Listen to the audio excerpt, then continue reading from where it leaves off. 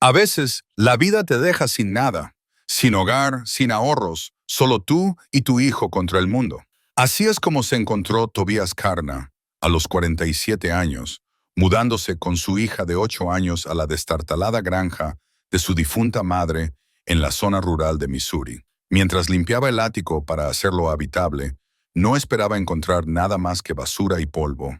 Sin embargo, lo que encontró lo cambió todo. Cientos de bolsas colgaban de las vigas y se apilaban contra las paredes. Cada una estaba bien atada con una cuerda. Cada una tenía una etiqueta con la letra de su madre. Ella nunca le habló de ellas. Nunca le explicó por qué las había escondido durante décadas. Cuando Toby abrió la primera bolsa, una pregunta le quemaba por dentro. ¿Qué secreto protegía a su madre? Antes de volver al tema, cuéntanos desde dónde nos estás escuchando. Y si esta historia te conmueve, asegúrate de suscribirte, porque mañana tengo algo muy especial para ti. Los faros atravesaron la oscuridad cuando Tob entró con su camioneta en el camino de grava. La granja se alzaba allí como un fantasma de su infancia, con la pintura blanca agrisada y descascarillada, y el porche combado por un lado. Las malas hierbas habían invadido los parterres que su madre solía cuidar, y el granero de atrás se inclinaba tanto hacia la izquierda que parecía que un fuerte viento podría acabar con él. Emma estaba sentada en el asiento del copiloto, con la cara pegada a la ventanilla. Había estado callada durante la última hora del trayecto, observando cómo el paisaje se aplanaba en campos infinitos y árboles dispersos. Ahora miraba la casa con los ojos muy abiertos. ¿Aquí es donde creciste?, preguntó.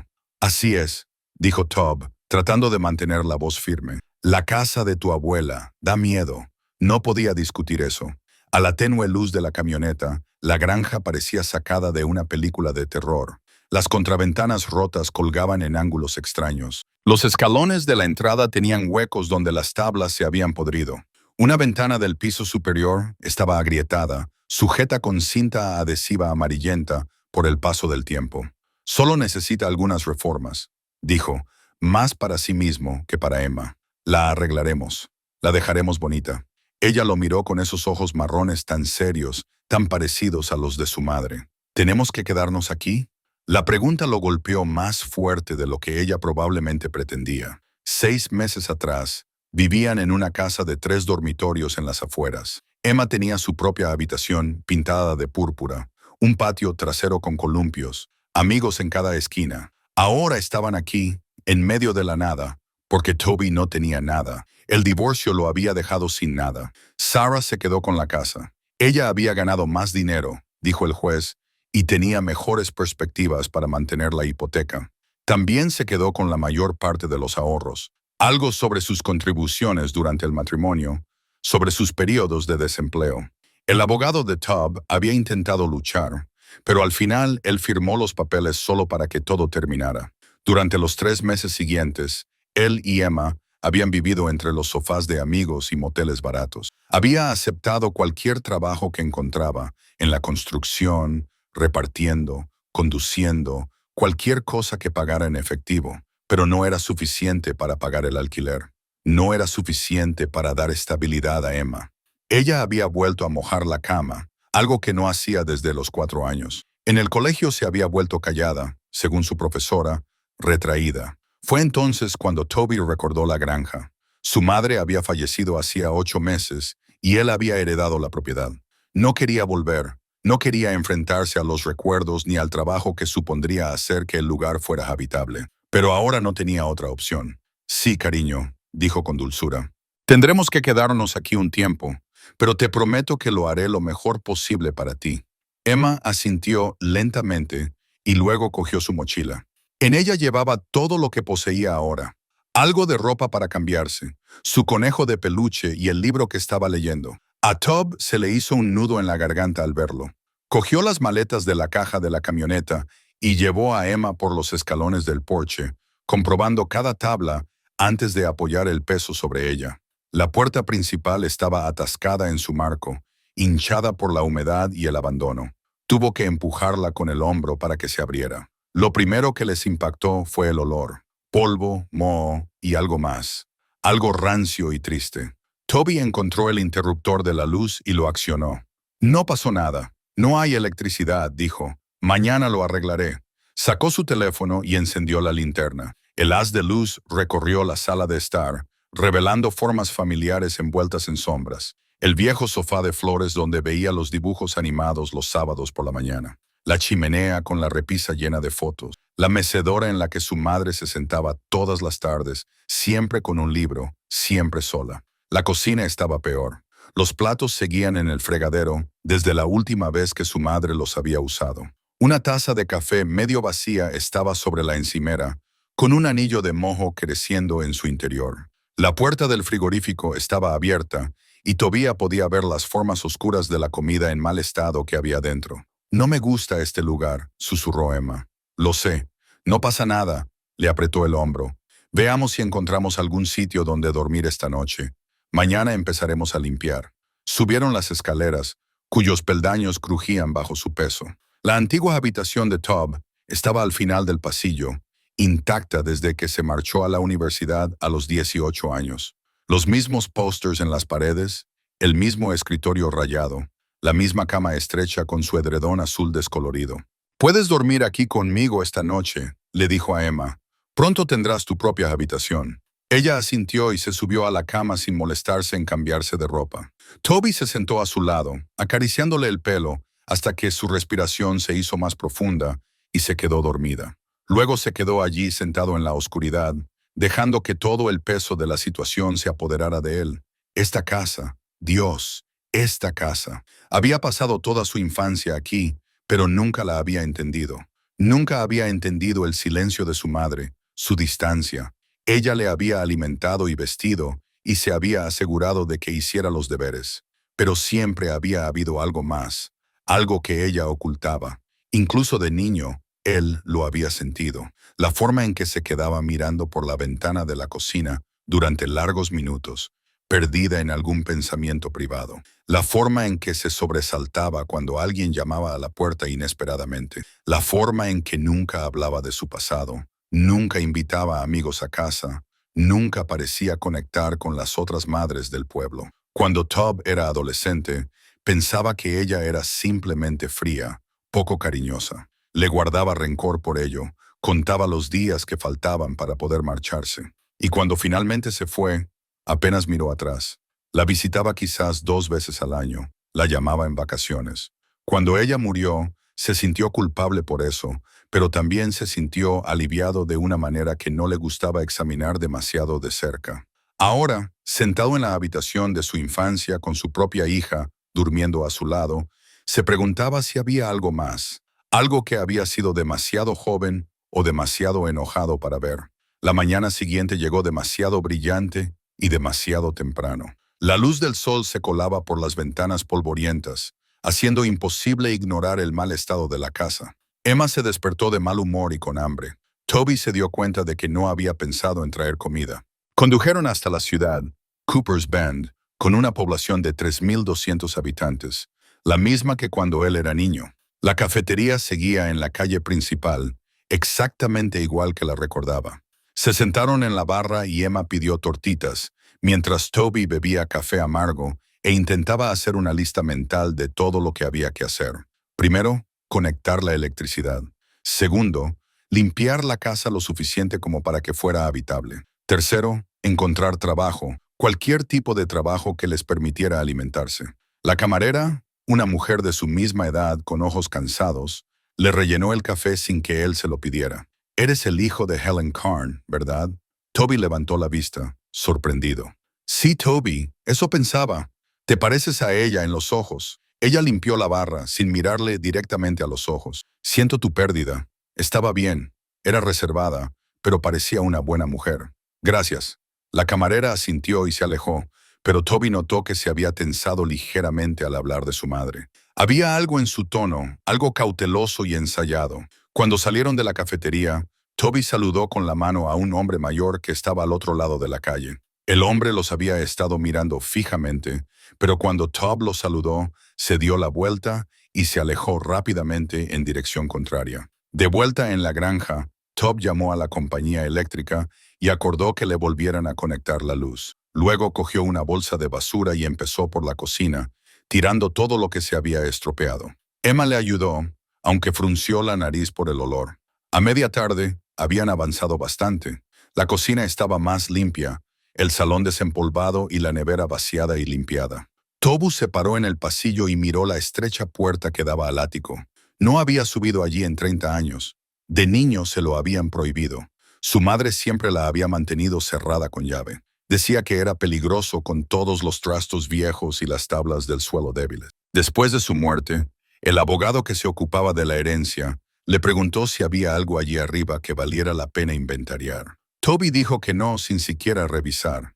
Ahora, mirando esa puerta, pensó en el espacio. La casa tenía 3 dormitorios, pero uno era apenas más grande que un armario, lleno de las cosas de costura de su madre. Si pudiera limpiar el ático y hacerlo seguro, Emma podría tener una habitación de verdad, un lugar que fuera suyo. «Quédate aquí abajo, ¿vale?», le dijo a Emma. «Voy a comprobar algo». La puerta del ático se abrió con un chirrido de protesta. Una empinada escalera de madera conducía a la oscuridad. Toby encontró una linterna en el cajón de la cocina y subió lentamente, probando cada peldaño antes de confiarle su peso. Lo primero que le impactó fue el calor. El ático era sofocante, el aire espeso y estancado. Entonces, el haz de luz de su linterna barrió el espacio y se quedó paralizado. Había cientos de bolsas. Bolsas de plástico de la compra, bolsas de basura, bolsas de papel, todas atadas en la parte superior con cuerda o cordel. Colgaban de las vigas como extraños frutos. Estaban apiladas contra las paredes en hileras ordenadas. Llenaban cada rincón, cada espacio, dejando solo un estrecho pasillo en el centro. Tob avanzó lentamente, con el corazón latiendo más rápido. Cada bolsa tenía algo escrito con rotulador negro. Fechas, la letra de su madre, clara y precisa. 1967, marzo, 1973, noviembre, 1981, julio, 1989, diciembre, y así sucesivamente. Había docenas, quizá cientos. Algunas bolsas parecían más nuevas. El plástico aún estaba relativamente transparente. Otras se habían amarilleado con el paso del tiempo. La escritura se había desvanecido, pero aún era legible. ¿Qué demonios era aquello? Tob cogió la bolsa más cercana, una etiquetada con 1967, marzo. La cuerda se soltó fácilmente. La abrió y miró dentro. Recortes de periódico, docenas de ellos, todos cuidadosamente recortados y doblados. Sacó uno y lo desdobló con cuidado. «Desaparece una chica de la localidad», decía el titular. «Continúa la búsqueda de Sarah Mitchum». El artículo era del Cooper's Bend Gazette, con fecha del 15 de marzo de 1967. Describía cómo Sarah Mitchum, de 17 años, había desaparecido después del colegio. Su coche fue encontrado en el límite del bosque a las afueras de la ciudad. Las llaves aún estaban en el contacto. No había signos de lucha, ni nota, ni testigos. Toby leyó varios recortes más de la misma bolsa, actualizaciones sobre la búsqueda, entrevistas con los padres de Sarah, un artículo sobre una vigilia con velas. Luego, unos meses más tarde, un artículo final que afirmaba que la investigación se había enfriado, que se suponía que Sarah se había fugado. ¿Pero a dónde? ¿Y por qué su madre coleccionaba todos los artículos al respecto? Abrió otra bolsa. Esta tenía la etiqueta «Noviembre de 1973». Más recortes, esta vez sobre un joven llamado David Chen, que desapareció después de su turno en la tienda de comestibles. Su bicicleta fue encontrada en una zanja. El mismo patrón. Búsqueda, investigación, sin pistas. El caso se enfrió. Las manos de Tob comenzaron a temblar. Abrió una tercera bolsa, luego una cuarta. Todas eran iguales. Cada una documentaba la desaparición de una persona de Cooper's Bend. Diferentes años, diferentes personas, pero siempre la misma cuidadosa recopilación de artículos, el mismo meticuloso registro. Su madre había estado recopilándolos durante décadas, desde antes de que él naciera. Documentó cada desaparición, cada pregunta sin respuesta, cada caso que se desvaneció de la memoria pública. «¿Por qué, papá?». La voz de Emma llegó desde abajo. «¿Qué estás haciendo?». Toby volvió a meter rápidamente los recortes en la bolsa y la ató. Su mente iba a toda velocidad. «Solo estoy echando un vistazo», gritó. «Hay un montón de trastos viejos aquí arriba. Bajaré en un minuto». Pero no bajó. Se quedó allí, en medio del calor sofocante, rodeado de cientos de bolsas, cada una de ellas un misterio que su madre le había ocultado toda su vida. Cada una de ellas un secreto que ella había llevado a la tumba sin explicar. Miró a su alrededor y vio la enorme cantidad de cosas que había, y una pregunta se impuso en su mente, exigiendo una respuesta. ¿Qué sabías, mamá? ¿Y por qué no se lo contaste a nadie? Toby no durmió esa noche. Se acostó junto a Emma en su antigua cama, mirando al techo, pensando en esas bolsas. Cada vez que cerraba los ojos, las veía colgadas allí como pruebas en la escena de un crimen. Cada vez que empezaba a quedarse dormido, se despertaba sobresaltado con la letra de su madre destellando en su mente. 1967, marzo de 1981, julio de 1989, diciembre. ¿Qué había estado haciendo allí arriba todos esos años? ¿Qué la había llevado a recopilar y conservar todos esos artículos? A etiquetarlos con tanto cuidado, a esconderlos donde nadie los encontrara. Cuando la primera luz gris del amanecer se coló por la ventana, Toby renunció a dormir. Se levantó de la cama con cuidado de no despertar a Emma y volvió a subir al ático. A la luz del día, la poca que se filtraba por la pequeña y sucia ventana, el espacio parecía aún más abrumador. Las bolsas se extendían de un extremo a otro, organizadas con una precisión que oprimía el pecho de Toby. No se trataba del acaparamiento aleatorio de una mente perturbada.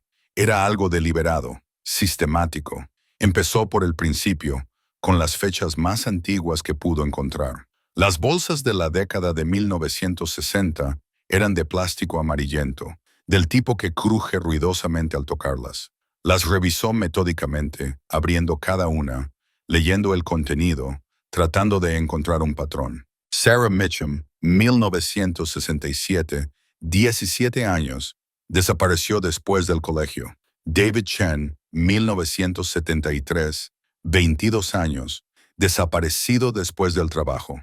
Rebecca Marshall, 1978, 19 años, nunca regresó a casa después de una cita.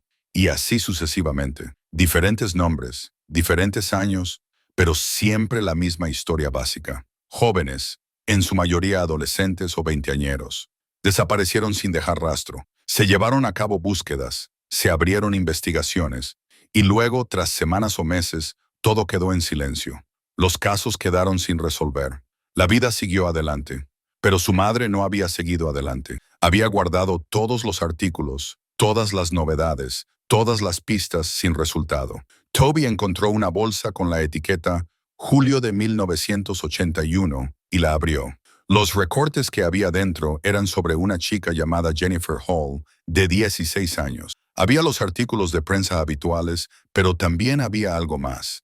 Una nota manuscrita con la letra precisa de su madre. Vi a Hocha hablando con R.W. fuera de la farmacia el día antes de que desapareciera. Insistía. Ella parecía incómoda. Se lo conté al sheriff Dawson. Él dijo, debo de estar equivocado. Toby leyó la nota 3 veces. Su madre había sido testigo de algo. Lo había denunciado y lo habían desestimado. Rebuscó más en la bolsa y encontró más notas. Observaciones que había hecho su madre. Cosas que había visto u oído. Todas terminaban igual. Se lo había contado a las autoridades, pero no la habían tomado en serio. Caso cerrado. De todos modos, le temblaban las manos mientras abría otra bolsa. Luego otra. El patrón se repetía. Su madre no solo había estado recopilando artículos de periódico, había estado llevando a cabo su propia investigación, documentando lo que veía, tratando de reconstruir lo que las investigaciones oficiales habían pasado por alto o ignorado, y nadie la había escuchado. Cuando Emma llamó para pedir el desayuno, Toby ya había revisado 2 docenas de bolsas. Había encontrado 12 casos distintos de personas desaparecidas, todos de Cooper's Bend o del condado circundante. 12 jóvenes que habían desaparecido entre 1965 y 1995. 12 investigaciones que no habían llegado a ninguna parte, y su madre había seguido cada una de ellas. Bajó del ático con la mente dando vueltas. Emma estaba sentada a la mesa de la cocina, dibujando en un cuaderno que había encontrado entre las cosas de su madre. ¿Qué hay ahí arriba?, preguntó sin levantar la vista de su dibujo. Solo papeles viejos, respondió Toby. Cosas que guardaba tu abuela. ¿Por qué guardaba tantas cosas? Buena pregunta. La mejor pregunta. Estoy tratando de averiguarlo. Después del desayuno, Toby le dijo a Emma que tenía que ir al pueblo. La dejó con su cuaderno y le dio instrucciones estrictas de no abrir la puerta a nadie. Y luego se dirigió a la biblioteca pública de Cooper's Bend. La biblioteca era un pequeño edificio de ladrillo que olía a libros viejos y cera para muebles. La misma bibliotecaria que trabajaba allí cuando Toby estaba en el instituto seguía sentada en la recepción. Sarah Haskell, decía su placa identificativa. Levantó la vista cuando él entró y algo se reflejó en su rostro. Quizás reconocimiento o algo más. ¿Puedo ayudarle?, preguntó. Estoy buscando periódicos antiguos, dijo Toby. La Gaceta de los años 60, si la tienen. La tenemos en microfichas. ¿De qué año concretamente? De todos. Quiero ver las noticias locales de 1965 a 2000. La expresión de la señora Haskell cambió. Su agradable sonrisa de bibliotecaria se desvaneció. Es un periodo bastante amplio. ¿Qué está investigando exactamente? La historia de mi familia. Toby mintió. Mi madre vivió aquí toda su vida. Estoy tratando de averiguar cómo era la ciudad cuando ella era joven. No era del todo mentira, pero la señora Haskell no parecía convencida. Se levantó lentamente y lo llevó a una sala en la parte trasera donde se guardaban los lectores de microfichas. Las películas están organizadas por año en estos armarios. Avíseme si necesita algo. Se marchó, pero Toby se dio cuenta de que no se alejó mucho. A través de la pequeña ventana de la puerta, podía verla en su escritorio, mirando hacia la sala cada pocos minutos. Cargó la primera película, de enero a junio de 1967, y comenzó a desplazarse por ella. No tardó mucho en encontrar lo que buscaba. La desaparición de Sarah Mitchum había sido noticia de portada durante semanas. Los artículos coincidían con lo que había encontrado en las maletas de su madre, pero leerlos en la pantalla en orden cronológico le dio una visión más completa. Sarah había sido una buena estudiante, muy querida, sin antecedentes de fugas. Su familia estaba devastada. El sheriff de entonces, Frank Dawson, el mismo que su madre había mencionado en sus notas, había dirigido personalmente la búsqueda. Docenas de voluntarios peinaron los bosques. Se trajeron sabuesos. Se llamó a la policía estatal y 6 semanas después, la historia simplemente se detuvo.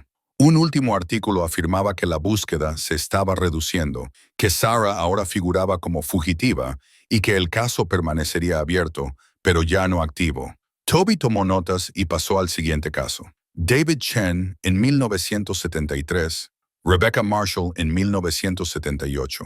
Cada vez se repetía el mismo patrón. Intensa cobertura inicial, esfuerzos de búsqueda y luego un final silencioso con el caso enfriándose. Pero lo que llamó la atención de Tubb no fue solo el patrón, fueron las citas de las fuerzas del orden. Los mismos nombres aparecían una y otra vez. El sheriff Frank Dawson, el subjefe Robert Walsh, el juez Henry Morrison, a quienes siempre se citaba ofreciendo sus condolencias a las familias. Estos hombres habían participado en todos los casos. Habían dirigido las búsquedas, hecho declaraciones a la prensa, decidido cuándo reducir las investigaciones y, según las notas de su madre, habían desestimado sus preocupaciones en todas y cada una de las ocasiones. Tubb pasó 3 horas en la biblioteca revisando caso tras caso. Cuando terminó, tenía una lista de 12 personas desaparecidas que coincidía exactamente con las bolsas que había encontrado en el ático. 12 jóvenes que habían desaparecido de Cooper's Bend en un periodo de 30 años. 12 casos sin resolver. Imprimió varios artículos, introduciendo monedas en la máquina, consciente de que la señora Haskell lo observaba a través de la ventana. Cuando finalmente salió de la sala de investigación, ella estaba justo fuera de la puerta. ¿Encontraste lo que buscabas?, preguntó. Su voz era cautelosa, mesurada. Parte de ello, respondió Toby. Tu madre, dijo de repente la señora Haskell. Helen, ella también solía venir aquí. Pasaba horas en esa misma sala mirando los mismos archivos. El pulso de Tubb se aceleró. ¿Le dijo alguna vez por qué? La señora Haskell negó lentamente con la cabeza. No, pero lo veía en su rostro. Fuera lo que buscaba, la atormentaba. Hizo una pausa y luego añadió en voz baja. Hay cosas en esta ciudad que es mejor dejar en paz, señor Kerner. ¿Qué cosas? Pero la señora Haskell se limitó a darse la vuelta. Hoy cerramos temprano. Necesito que se marche ahora. Toby miró el reloj de la pared. Solo eran las 3 de la tarde. Su cartel dice que abren hasta las 6. Una emergencia familiar, dijo la señora Haskell. Su voz se había vuelto fría. Por favor, váyase. Toby recogió sus impresiones y se marchó. Pero mientras caminaba hacia su camioneta, miró hacia atrás. La señora Haskell estaba de pie en la ventana de la biblioteca mirándolo. Cuando sus ojos se encontraron, ella bajó rápidamente la persiana. De camino a casa, la mente de Toby iba a toda velocidad. Su madre había estado investigando los mismos casos que él estaba investigando ahora. Llevaba años, quizá décadas, siguiéndolos. Había intentado contarle a la gente lo que sabía, pero la habían callado. Y ahora, solo unas horas después de que Toby empezara a hacer preguntas, la bibliotecaria lo había echado y le había advertido que dejara las cosas como estaban. ¿A qué le tenía tanto miedo todo el mundo? De vuelta en la granja, Emma estaba justo donde la había dejado. Se había trasladado al salón y estaba sentada en el suelo con fotos esparcidas a su alrededor, viejas fotografías que había encontrado en un cajón. ¿Es esta la abuela?, preguntó, sosteniendo una foto en blanco y negro. Toby miró. Era su madre, de unos 30 años, de pie delante de esa misma casa. Sonreía de verdad, algo bastante raro en sus recuerdos. Pero incluso en la foto, incluso con la sonrisa, había algo triste en sus ojos, algo distante. Sí, dijo él, es ella. Parece solitaria. De la boca de los niños. Sí, cariño, creo que lo estaba. Esa noche, después de que Emma se durmiera, Toby volvió al ático. Trabajó con una linterna para no alertar a nadie de lo que estaba haciendo. Abrió una bolsa tras otra, leyendo las notas de su madre, estudiando los recortes, y poco a poco comenzó a formarse una imagen terrible. 12 personas habían desaparecido de esta ciudad en 30 años. 12 investigaciones no habían llegado a ninguna parte. Los mismos hombres habían estado involucrados en todas ellas. El sheriff, sus ayudantes, el juez, ciertos empresarios prominentes que siempre parecían ser citados en los artículos, siempre ofreciendo apoyo y recursos para las búsquedas.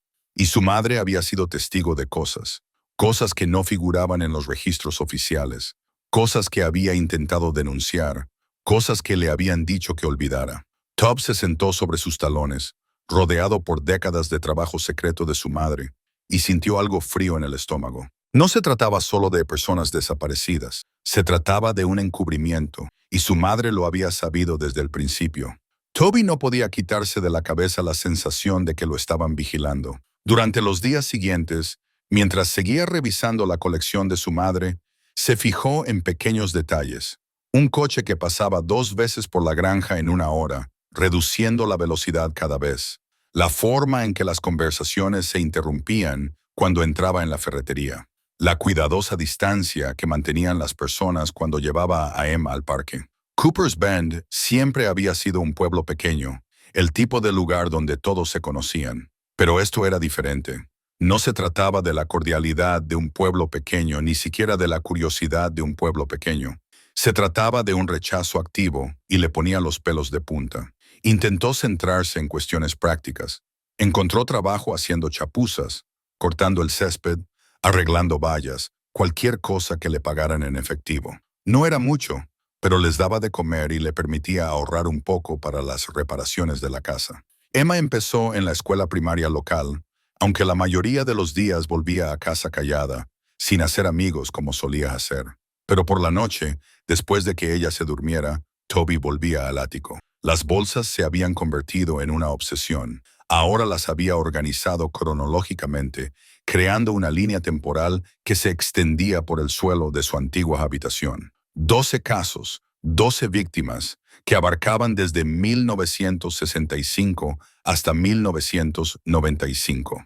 El patrón que su madre había documentado era claro. Jóvenes, normalmente entre 16 y 25 años, todos locales, todos de Cooper's Bend o en un radio de 16 kilómetros. Desaparecían sin previo aviso, sin un motivo claro. Se llevaron a cabo búsquedas, pero nunca parecieron llegar a nada significativo. Y en cuestión de semanas o meses, todos los casos quedaron sin resolver. Lo que su madre también había documentado en sus cuidadosas notas guardadas dentro de las bolsas eran las inconsistencias. Los testigos que afirmaban haber visto cosas, pero que nunca fueron entrevistados formalmente. Las pruebas que parecían desaparecer de los informes oficiales. La forma en que ciertos nombres aparecían relacionados con cada caso. Siempre en puestos de autoridad. Siempre controlando la narrativa. Tubb hizo una lista. El sheriff Frank Dawson, a cargo de las investigaciones desde 1965 hasta 1992. El subjefe Robert Walsh, mano derecha de Dawson, que más tarde se convirtió en sheriff. El juez Henry Morrison se encargaba de los aspectos legales y siempre parecía ser citado en la prensa. Thomas Garrett era el propietario del aserradero, siempre involucrado en las labores de búsqueda, siempre en las noticias. Richard Wade dirigió el ayuntamiento durante 30 años, otra presencia frecuente en los artículos. Estos 5 hombres aparecían una y otra vez en todos los casos, siempre serviciales, siempre preocupados, siempre presentes. Pero nunca se resolvió nada. Y su madre había intentado contarles lo que había visto. Toby encontró una nota tras otra que documentaban sus intentos. Había visto a Sarah Mitchum hablando con alguien el día antes de su desaparición. Había visto cómo se movía la bicicleta de David Chen del lugar donde supuestamente la había dejado. Había sido testigo de cosas que no coincidían con las versiones oficiales. Y cada vez la habían ignorado. Le habían dicho que se equivocaba. Le habían dicho que dejara que los profesionales se encargaran. Le habían dicho más de una vez, según sus notas, que dejara de causar problemas. El jueves por la tarde, Toby se llevó a Emma con él a la biblioteca. Decidió volver a intentar profundizar en la historia de la ciudad. Quizás había algo que se le había escapado, alguna conexión que le diera sentido a todo. La señora Haskell estaba de nuevo en su escritorio. Cuando lo vio, su expresión se endureció. «Señor Carna», dijo, «creí haber dejado claro que es mejor no tocar ciertos temas. Solo estoy investigando», dijo Tubb con calma. «La historia de mi familia, como ya le dije. Una historia que incluye 12 casos de personas desaparecidas. Así que ella había estado prestando atención a lo que él buscaba. Por supuesto que sí. A mi madre le interesaban estos casos», dijo Toby. «Estoy tratando de entender por qué». La señora Haskell miró a Emma, que estaba hojeando la sección infantil, y luego bajó la voz. «Su madre era una mujer problemática, señor Kerner. Veía cosas que no existían. Hacía acusaciones que dañaban a buenas personas». «¿Qué acusaciones?» «No puedo ayudarle», dijo la señora Haskell con firmeza. «Los materiales que busca están en la trastienda, igual que antes. Pero le digo, como alguien que conocía a su madre, como alguien que vivió aquellos tiempos, que está indagando en cosas que solo le causarán dolor». «Correré el riesgo», dijo Toby. Pasó 2 horas en la sala de investigación, con Emma sentada a su lado con sus libros para colorear. Esta vez, Toby profundizó más. No se limitó a mirar los artículos sobre personas desaparecidas. Miró todo lo relacionado con esos años, las reuniones del ayuntamiento, las transacciones comerciales, los anuncios sociales, y encontró algo interesante. En 1978, el año en que Rebecca Marshall desapareció, el ayuntamiento votó si permitir que los investigadores estatales revisaran los procedimientos de la policía local. La votación fracasó por 3-2. Los 3 votos en contra fueron los de Thomas Garrett, Richard Wade y el concejal John Bishop. En 1989, tras 3 desapariciones en 5 años, se presentó una propuesta para que el FBI creara un grupo de trabajo. Esa propuesta también fue rechazada, bloqueada por los mismos hombres. Cada vez que se producía un movimiento hacia la supervisión externa, hacia la incorporación de autoridades que no fueran locales, se bloqueaba. Siempre por las mismas personas, siempre con el mismo razonamiento. Nosotros nos ocupamos de nuestros propios problemas aquí. No necesitamos a gente de fuera. Son incidentes aislados, no un patrón. Pero era un patrón. Tubb lo veía claro como el agua. Imprimió más artículos, tomó más notas. Cuando finalmente salió de la sala de investigación, la señora Haskell estaba allí de nuevo con los brazos cruzados. «Estás cometiendo un error», dijo en voz baja. «¿Por qué?» «Tubbed, ¿qué voy a encontrar que te asusta tanto?» Ella se estremeció al oír eso. «No tengo miedo. Intento protegerte a ti y a esa niña», asintió con la cabeza hacia Emma.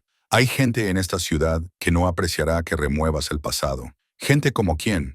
Pero la señora Haskell solo negó con la cabeza y se alejó. De camino a casa, Toby se fijó en un sedán oscuro que iba 2 coches detrás de ellos. Los siguió hasta la granja y luego los adelantó lentamente cuando Tob entró en el camino de acceso. No pudo ver al conductor a través de las ventanillas tintadas. Dentro, mientras Emma hacía los deberes en la mesa de la cocina, Toby llamó a un viejo amigo de la familia. Jack Brennan había vivido en Cooper's Bend toda su vida. Conocía a la madre de Tob desde hacía décadas. Si alguien podía decirle la verdad, ese era Jack. El teléfono sonó 4 veces antes de que Jack lo descolgara. Toby, dijo Jack. Su voz sonaba cansada. ¿Cómo te estás adaptando? Bien, dijo Toby. Jack, necesito preguntarte algo. ¿Sobre qué? ¿Sobre mamá? ¿Sobre lo que estuvo haciendo todos esos años? Entonces se produjo un silencio al otro lado de la línea. No sé a qué te refieres. Los casos de personas desaparecidas, Jack. Ella los estaba investigando. Tenía cajas y cajas de recortes de periódico, notas, pruebas. Para, dijo Jack bruscamente. No hables de esto por teléfono. ¿Qué? Quedemos mañana, en el viejo molino de la Ruta 7, sobre el mediodía. Y Tob, no le digas a nadie que vas a ir. Jack colgó antes de que Toby pudiera responder. Toby se quedó allí con el teléfono en la mano, con el corazón latiéndole con fuerza.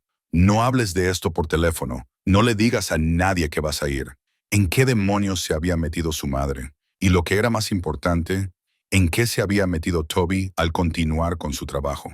Esa noche, se acostó en la cama y escuchó cómo la casa se asentaba a su alrededor. La madera vieja crujía, el viento sacudía las ventanas y en algún lugar lejano se oía el ruido del motor de un coche al ralentí en la carretera. Se levantó y miró por la ventana. El sedán oscuro estaba aparcado a unos 100 metros calle abajo, con los faros apagados, pero el motor en marcha. Mientras Tob observaba, se alejó lentamente, desapareciendo en la oscuridad. Alguien lo estaba vigilando. Alguien sabía que estaba haciendo preguntas. Y, a juzgar por la reacción de Jack, por las advertencias de la señora Haskell y por la forma en que todo el pueblo parecía tensarse cada vez que mencionaba el pasado, alguien tenía mucho que perder si se descubría la verdad. Tob pensó en su madre, que había pasado décadas en ese ático, recopilando pruebas, documentando lo que veía, siendo rechazada e ignorada y a la que se le decía que se callara. Ella había estado tratando de sacar a la luz algo tan grande que, incluso ahora, años después de que la mayoría de los protagonistas hubieran muerto o se hubieran jubilado, la gente seguía temiendo que saliera a la luz. Tob miró a Emma, que dormía plácidamente en la cama junto a él. Mañana se reuniría con Jack y obtendría respuestas. Esa noche se mantendría alerta y se aseguraría de que su hija estuviera a salvo. Porque una cosa estaba quedando muy clara. Su madre no había estado paranoica, loca o perturbada. Había tenido razón. Y la gente había trabajado muy duro para asegurarse de que nadie la creyera. El viejo molino de grano estaba abandonado a las afueras de la ciudad, con las ventanas rotas y las paredes cubiertas de grafitis. Toby entró en el aparcamiento de grava 5 minutos antes del mediodía, buscando con la mirada la camioneta de Jack. Ya estaba allí, aparcada a la sombra de un viejo roble. Había dejado a Emma con una vecina, una de las pocas personas del pueblo que no parecía abiertamente hostil, solo indiferente. La señora Chen, una anciana que vivía 3 casas más abajo, había accedido a cuidar de Emma durante unas horas sin hacer demasiadas preguntas. Jack estaba de pie junto a su camioneta, con un aspecto más envejecido de lo que Toby recordaba. Había envejecido más que en los 2 años transcurridos desde la última vez que Toby lo había visto, en el funeral de su madre. Tenía el rostro demacrado y profundas ojeras. «Gracias por venir», dijo Toby. Jack asintió y señaló hacia el molino. «Caminemos. No quiero que nadie vea mi camioneta aparcada junto a la tuya durante mucho tiempo». Caminaron por el sendero cubierto de maleza que rodeaba la propiedad. Jack mantuvo las manos en los bolsillos, con la mirada fija en el horizonte, como si esperara que alguien apareciera en cualquier momento. «Tu madre», dijo Jack finalmente, «era una buena mujer, la mejor que he conocido. Estaba investigando algo», dijo Toby. «Casos de personas desaparecidas que se remontaban a décadas atrás. Lo encontré todo en el ático, cientos de bolsas llenas de recortes y notas». Jack cerró los ojos brevemente. «Me enseñó algunas cosas hace años. Le dije que lo dejara. Le dije que era demasiado peligroso». «¿Peligroso? ¿Cómo?» «Tienes que entenderlo. dijo Jack. Este pueblo tiene mucha memoria y muchos secretos. Algunos de esos secretos están protegidos por gente con poder. Háblame de las personas desaparecidas. Jack se quedó callado durante un largo rato y luego empezó a hablar. Empezó en los años 60. Los niños desaparecían, siempre del mismo tipo. Jóvenes, solos, vulnerables de alguna manera. La gente decía que eran fugitivos, niños en busca de aventuras. Pero tu madre no se lo creía. Prestó atención. Se dio cuenta de que había patrones. ¿Qué tipo de patrones? El momento. Las desapariciones se producían en grupos, 2 o 3 en pocos años. Luego, nada durante un tiempo. Y siempre se trataban de la misma manera. Al principio había una gran búsqueda, mucha preocupación pública, y luego las cosas se calmaban. Los casos se enfriaban. A las familias se les decía que sus hijos se habían escapado. Probablemente habían terminado en St. Louis o Kansas City. Probablemente no querían que los encontraran. Pero mamá no creía eso. No, dijo Jack. No lo creía. Conocía a algunos de esos niños. Sarah Mitchum solía cuidarte cuando eras un bebé. Una chica encantadora. Amaba a su familia. Helen dijo que era imposible que Sarah se hubiera escapado sin decir nada. Y vio cosas que no cuadraban. ¿Qué cosas? Jack se detuvo y se volvió hacia Toby. Aquí es donde se complica la cosa. Tu madre vio a una de las chicas desaparecidas, Jennifer Hall, en 1981, hablando con Robert Walsh, el día antes de desaparecer. Walsh era ayudante del sheriff.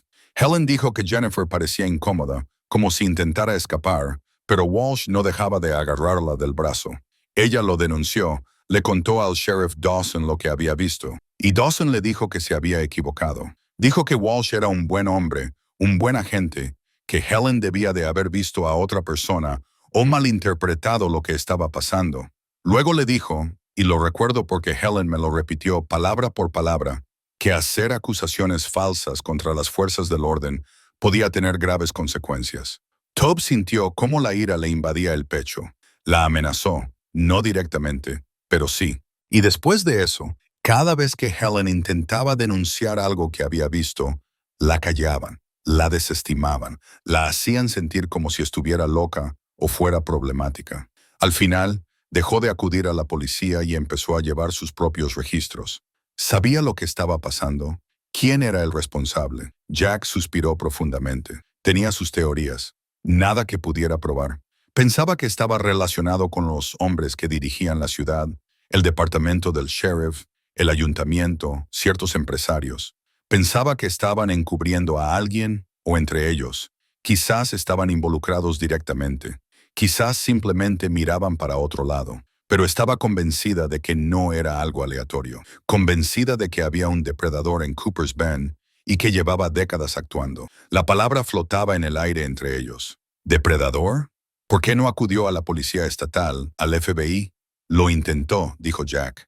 En 1989, tras 3 desapariciones en 5 años, condujo hasta la capital del estado, se reunió con los investigadores y les mostró sus pruebas. Al principio se mostraron interesados. Abrieron una investigación preliminar, pero luego la cerraron. ¿Quién? Alguien con contactos. Probablemente el juez Morrison o alguno de los demás. Habían llegado más allá de Cooper's Bend. Dinero, influencia. En una semana, la investigación se cerró. Evidencia insuficiente, dijeron. No había un patrón claro de actividad criminal. Solo coincidencias desafortunadas y una comunidad afligida. Y mamá recibió la visita del sheriff Walsh. Él era el sheriff en ese momento, después de que Dawson se jubilara. Le dijo que tenía suerte de que no la acusaran de presentar denuncias falsas. Le dijo que dejara de causar problemas o se encontraría en serios apuros. Tob pensó en su madre sola en esa granja, recopilando pruebas que nadie miraría, librando una batalla que no podía ganar. Jack, sé sincero conmigo. ¿Crees que esos hombres, Dawson, Walsh, los demás, crees que estuvieron directamente involucrados en las desapariciones? Jack lo miró durante un largo momento. Creo que sabían algo. Creo que protegían a alguien. Si estaban involucrados ellos mismos o solo encubrían a otra persona, no lo sé. Tu madre pensaba que Walsh y Garrett eran los más sospechosos, pero nunca pudo probar nada. Algunos de estos hombres siguen vivos. Walsh, dijo Jack, Está jubilado y ahora vive en Millbrook. Garrett murió hace 5 años. Morrison está en una residencia de ancianos. Apenas sabe su propio nombre. Los demás hace tiempo que fallecieron. ¿Y las pruebas? Pruebas físicas. Jack negó con la cabeza. Esa es la cuestión. Nunca se encontraron los cadáveres. Las pruebas nunca salieron a la luz. Esos niños simplemente desaparecieron como si nunca hubieran existido. Al cabo de un tiempo, la gente dejó de hablar del tema y siguió adelante. Solo las familias lo recordaban, e incluso ellas aprendieron a guardar silencio. ¿Por qué? Porque hablar no servía de nada. Hacer preguntas te convertía en un alborotador. Y en un pueblo pequeño como este, ser un alborotador puede destruirte la vida. Tu madre lo descubrió por las malas. Toby pensó en su infancia, en cómo los padres de los otros niños siempre parecían recelar de su madre, en cómo nunca la invitaban a las reuniones sociales, en cómo la gente cuchicheaba cuando ella pasaba. La marginaban. Él dijo, sí, no era oficial, no estaba organizado, pero se corrió la voz de que Helen Carna era difícil, que hacía acusaciones descabelladas, que no estaba del todo bien de la cabeza. La gente la evitaba y por extensión te evitaban a ti. Lo siento, Toby. Debería haber hecho más para ayudarla. Ahora la estás ayudando. Toby dijo, Jack, necesito preguntarte algo. Si sigo investigando esto, si intento terminar lo que empezó mi madre, ¿estoy poniendo a Emma en peligro? Jack no respondió de inmediato. Miró al molino abandonado, a las ventanas rotas y los ladrillos desmoronados. La mayoría de los hombres involucrados están muertos o son demasiado viejos para ser una amenaza, dijo finalmente. Pero aquí sigue habiendo una cultura del silencio. Todavía hay gente que prefiere mantener el pasado enterrado. Si empiezas a hacer ruido, a hacer preguntas, a mostrar a la gente las pruebas de tu madre, vas a incomodar a algunas personas. Eso no es una respuesta. Lo sé. Jack lo miró a los ojos. Esto es lo que te diré. Si había un depredador en Cooper's Bend, si estuvo protegido todos esos años, probablemente ahora también esté muerto. La probabilidad estadística de que un delincuente en serie que actuó desde los años 60 hasta los 90 siga vivo y en activo es bastante baja. Por lo tanto, el peligro físico podría ser mínimo. Pero los secretos tienen vida propia, y las personas que han pasado décadas protegiendo secretos no los revelan fácilmente. Sigue insistiendo. Puede que no te enfrentes a la violencia, pero te enfrentarás a la resistencia. Te cerrarán las puertas en las narices. Te quedarás sin trabajo, tu hija será tratada como te trataron a ti de niño. Toby asimiló todo esto. Mamá vivió con eso durante 40 años. Lo hizo, y me partió el corazón verlo. Empezaron a caminar de vuelta hacia los camiones. La mente de Toby estaba dando vueltas a todo lo que Jack le había contado. Su madre no había sido paranoica. Había sido sistemática. Había visto cosas, informado de cosas. Había sido silenciada, amenazada y aislada por intentar hacer lo correcto. Hay una cosa más, dijo Jack cuando llegaron al aparcamiento. En una de nuestras últimas conversaciones antes de morir, tu madre me dijo que había encontrado algo nuevo, algo que lo relacionaba todo. No me quiso decir qué era. Dijo que era demasiado peligroso. Dijo que si le pasaba algo, estaría en el ático con todo lo demás. El pulso de Toby se aceleró. He revisado la mayoría de las bolsas. No he encontrado nada parecido. Sigue buscando, dijo Jack. Ella dijo específicamente que estaba allí. Dijo que era la prueba de lo que había sospechado todo este tiempo. Se subió a su camioneta y bajó la ventanilla. Toby, conocí a tu madre durante 40 años. Era la persona más fuerte y obstinada que he conocido. Si te pareces en algo a ella, no dejarás pasar esto. Solo ten cuidado. Y si necesitas a alguien con quien hablar, alguien que te crea, llámame. Toby asintió y vio cómo Jack se alejaba. Se quedó allí, en el aparcamiento de grava, durante mucho tiempo, pensando que su madre había encontrado algo tan importante que lo había escondido, algo que había muerto sin revelar, y Toby iba a encontrarlo. Toby volvió al ático esa noche con un nuevo propósito. Su madre había encontrado algo. Una prueba, había dicho Jack. Algo que lo relacionaba todo. Solo tenía que encontrarlo. Trabajó de forma sistemática, revisando todas las bolsas que ya había examinado, buscando cualquier cosa que pudiera haberse pasado por alto. El calor era agobiante. El sudor le goteaba por la cara mientras revisaba décadas de documentación. Entonces, Escondido en una bolsa etiquetada como agosto de 1978, encontró un sobre de Manila que había pasado por alto antes. Dentro había fotografías, no recortes de periódico ni documentos oficiales, sino fotografías personales que había tomado su madre. Las primeras eran inocuas. Eventos de la ciudad, la feria del condado, un desfile del 4 de julio, pero su madre había marcado ciertas caras con tinta roja. Robert Walsh, joven y en forma con su uniforme de ayudante del sheriff, Thomas Garrett, riéndose de algún chiste, Richard Wade, estrechando la mano del alcalde. Pero fue la siguiente serie de fotos la que le cortó la respiración a Tob. Eran fotos de vigilancia, claramente tomadas desde la distancia con un teleobjetivo. Su madre había fotografiado a estos hombres en varios lugares a lo largo de los años, siempre el mismo grupo principal, siempre juntos o cerca unos de otros. Una foto mostraba a Walsh y Garrett hablando fuera del antiguo molino de grano. Otra mostraba a Richard Wade reuniéndose con el juez Morrison en lo que parecía un aparcamiento detrás de un restaurante. Las fechas escritas en el reverso de las fotos coincidían con las desapariciones. 12 de agosto de 1978, 2 días antes de que Rebecca Marshall desapareciera. 3 de noviembre de 1989, el día en que William Morrison, sin relación con el juez, desapareció. Su madre los había estado observando, documentando sus movimientos, buscando patrones. Toby extendió las fotos por el suelo del ático, organizándolas por fecha y persona. Mientras trabajaba, surgió una imagen. Estos 5 hombres, Dawson, Walsh, Morrison, Garrett y Wade, habían estado conectados durante décadas. Se reunían regularmente, a menudo en lugares apartados, y esas reuniones parecían concentrarse en torno a las fechas en que desaparecían las personas. No era una prueba, no legalmente, pero era convincente, muy convincente. Encontró más sobres en otras bolsas. Su madre había estado documentando los movimientos de estos hombres durante años. En una bolsa de 1995, encontró una foto que le revolvió el estómago. Mostraba a Walsh, por entonces sheriff, de pie junto a un joven fuera de la tienda de comestibles. La cara del joven estaba marcada con un círculo rojo y en el reverso su madre había escrito Timothy Morrison. Visto por última vez el 15 de junio de 1995, hablando con Walsh el 14 de junio. Walsh afirmó que nunca lo vio. La última desaparición, el último caso. Timothy Morrison tenía 21 años y trabajaba como dependiente en la tienda de comestibles. Su bicicleta fue encontrada en una zanja al día siguiente. No había más pruebas. El caso se enfrió en pocas semanas y el sheriff que lo había investigado había sido fotografiado con la víctima el día anterior.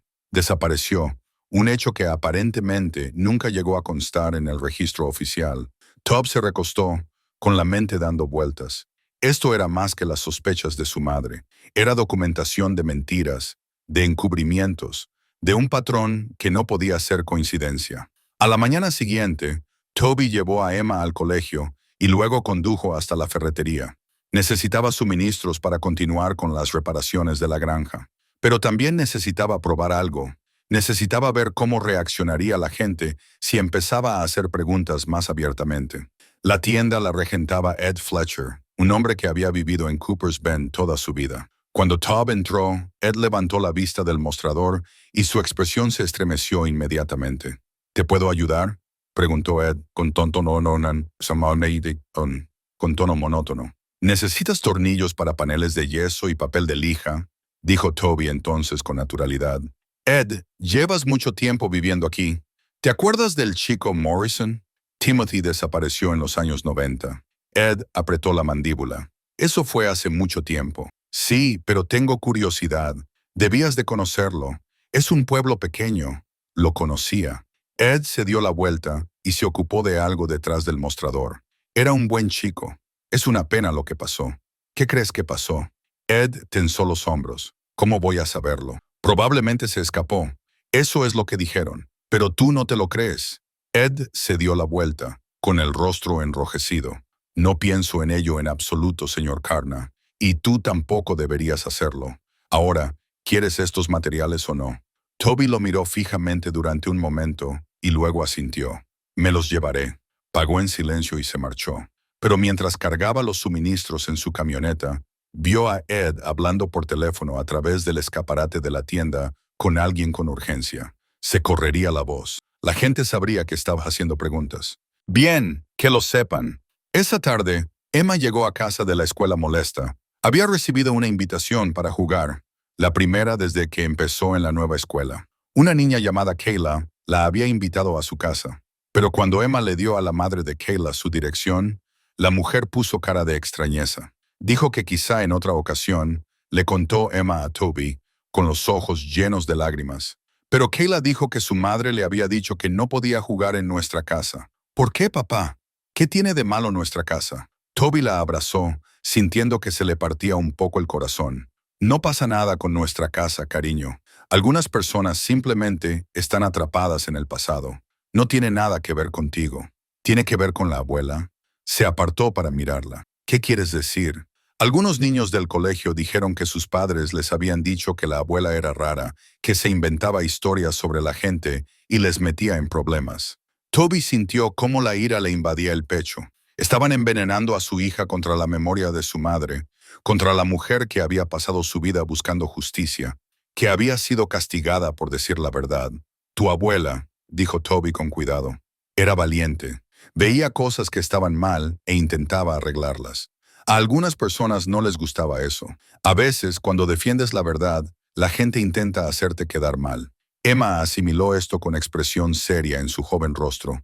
¿Es eso lo que estás haciendo? ¿Mirando sus documentos? ¿Defendiendo la verdad? Sí, cariño, eso es. Entonces quiero ayudar. Tob empezó a decir que no, a decirle que era demasiado joven, que no tenía por qué involucrarse. Pero entonces vio su expresión decidida y vio a su madre mirándole. 3 generaciones de Carnes, todos ellos testarudos, todos ellos reacios a dejar pasar la injusticia. De acuerdo, dijo, pero tienes que prometerme algo. Si te digo que se está volviendo demasiado peligroso, que tenemos que parar, me escucharás. Trato hecho, trato hecho. Esa noche, Tob le enseñó a Emma algunas de las fotografías, las inocentes, nada que pudiera asustarla. Le explicó que la abuela había estado tratando de ayudar a la gente, tratando de encontrar respuestas sobre lo que les había pasado a los niños desaparecidos. Emma estudió las fotos con intensa concentración. Luego señaló una. Ese hombre es malo. Toby miró. Ella señalaba a Robert Walsh con su uniforme de sheriff. ¿Por qué dices eso? Sus ojos son fríos. Tob miró más de cerca. Emma tenía razón. La sonrisa de Walsh en la foto no llegaba a sus ojos. Había algo depredador en su expresión, algo que le ponía los pelos de punta a Toby. «Qué chica tan lista», dijo en voz baja. Más tarde esa noche, después de que Emma se durmiera, Tob continuó su búsqueda en el ático y esta vez, en una bolsa etiquetada como Personal 1982, encontró algo nuevo, un diario. La letra de su madre llenaba página tras página, entradas fechadas que se remontaban a principios de los 80. Lo abrió con cuidado. La encuadernación de cuero crujía por el paso del tiempo. La primera entrada era de marzo de 1982. Hoy la he visto. Sarah Mitchum, o creo que era ella. Ahora tendría 32 años, la edad que tendría si hubiera vivido.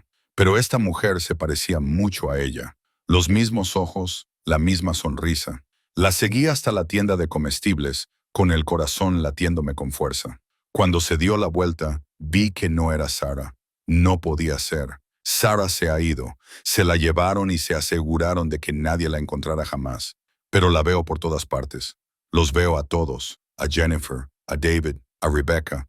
Me persiguen porque no pude salvarlos. Porque sabía que algo iba mal y nadie me escuchaba. A Tob se le hizo un nudo en la garganta. Pasó la página. He decidido llevar un registro. Si las autoridades no escuchan, si no investigan adecuadamente, lo haré yo. Documentaré todo. Cada desaparición, cada mentira, cada inconsistencia. Quizás algún día alguien me crea. Quizás algún día la verdad importe más que proteger a los hombres poderosos. Leyó página tras página. El miedo de su madre era palpable en la escritura. También lo era su determinación. Escribió sobre cosas que no encajaban con las versiones oficiales, sobre las advertencias para que guardara silencio, sobre el aislamiento que crecía a medida que ella persistía. Y escribió sobre su hijo, sobre Toby. Me preocupa lo que esto le está haciendo. Los otros niños lo evitan porque sus padres me evitan a mí. Él no entiende por qué somos diferentes, por qué no nos invitan a las cosas. He intentado protegerlo para que no se entere, pero los niños perciben estas cosas. A veces me pregunto si debería parar, dejarlo todo, darle una infancia normal. Pero entonces pienso en esos niños desaparecidos y no puedo. No puedo dejar que caigan en el olvido. Toby tuvo que dejar de leer, con los ojos nublados por las lágrimas. Su madre había sacrificado su reputación, su vida social, la felicidad de su hijo, todo por personas que nunca había conocido, por una justicia que parecía imposible de alcanzar. Había sido una heroína, y la ciudad la había tratado como si estuviera loca. Se secó los ojos y siguió leyendo, y 3 páginas más adelante, encontró una entrada que encajaba todas las piezas. 20 de junio de 1995. Por fin tengo pruebas. Las manos de Toby temblaban mientras leía la entrada de nuevo. 20 de junio de 1995. Por fin tengo pruebas. Hojeó frenéticamente el diario, buscando la siguiente entrada para encontrar una explicación de qué pruebas había encontrado. Pero las siguientes páginas habían sido arrancadas. Cortes limpios, una eliminación deliberada. El diario continuaba 3 semanas después, pero esa entrada era críptica. Lo he escondido donde nunca se les ocurriría buscar. Si me pasa algo, al menos la verdad sobrevivirá. TV lo encontrará tarde o temprano. Es más inteligente de lo que creen. TV, Tobías, se lo había dejado a él. ¿Pero dónde? Ya había revisado cientos de bolsas. Si había algo más allá de las fotos, los recortes y las notas, aún no lo había encontrado. Toby miró alrededor del ático, a las bolsas que aún no había examinado. Quizás quedaban 2 docenas. Fuera lo que su madre había encontrado, tenía que estar en una de ellas. Trabajó toda la noche, abriendo metódicamente cada bolsa, examinando cada objeto. La mayoría contenía más de lo mismo: recortes de periódico, observaciones de su madre, fotos. Pero entonces, en una bolsa etiquetada como equipo, encontró algo diferente. Una grabadora de microcassettes del tipo que usaban los periodistas en los años 90. Era vieja, el plástico estaba amarillento, el compartimento de las pilas corroído, pero había una cinta dentro. El corazón de Toby latía con fuerza mientras bajaba del ático y encontraba pilas nuevas en el cajón de la cocina. Sus manos temblaban mientras las instalaba y luego pulsaba el botón de reproducción. Al principio se oyó estática, luego la voz de su madre, baja y temblorosa. Soy Helen Kern. Hoy es 18 de junio de 1995. Estoy grabando esto porque temo que, si no documento lo que estoy a punto de presenciar, nadie me creerá. Más estática y ruidos como si se estuviera moviendo. Esta noche he seguido a Robert Walsh desde la oficina del sheriff. Ha conducido hasta el antiguo molino de grano. Estoy aparcada a unos 200 metros de distancia y utilizo mis prismáticos. Se está reuniendo con alguien. Una larga pausa.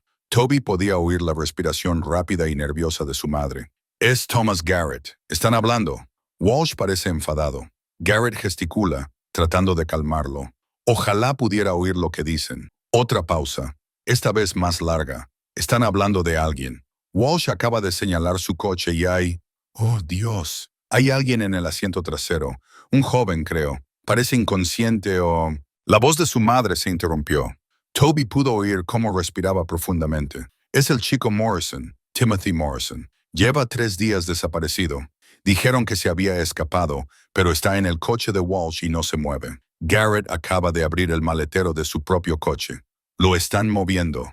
Lo están trasladando del coche de Walsh al maletero de Garrett. Toby se sintió mal. Se obligó a seguir escuchando. Están borrando sus huellas. Esto es una prueba. Por fin es una prueba de que están involucrados. Tengo que hacerlo. La grabación se cortó abruptamente. Hubo silencio durante unos segundos. Luego volvió a empezar. La voz de su madre era ahora aún más baja. Apenas un susurro. Casi me ven. Walsh miró en mi dirección. Me agaché y contuve la respiración. Se están marchando ahora, conduciendo en direcciones opuestas. Garrett se dirigió al oeste, hacia la frontera del condado. Walsh volvió hacia la ciudad. Voy a llevar esto a la policía estatal. Tengo que hacerlo. La familia de Timothy Morrison merece saber qué le pasó a su hijo. Todas las familias merecen saberlo. La grabación terminó. Toby la reprodujo de nuevo. Luego, una tercera vez. Su madre había visto a Walsh y Garrett trasladando el cuerpo de Timothy Morrison. Ella misma lo había grabado describiéndolo en tiempo real. No se trataba de especulaciones ni sospechas. Era el testimonio de un testigo ocular. Era una prueba de asesinato y encubrimiento. Pero Timothy Morrison había desaparecido en junio de 1995.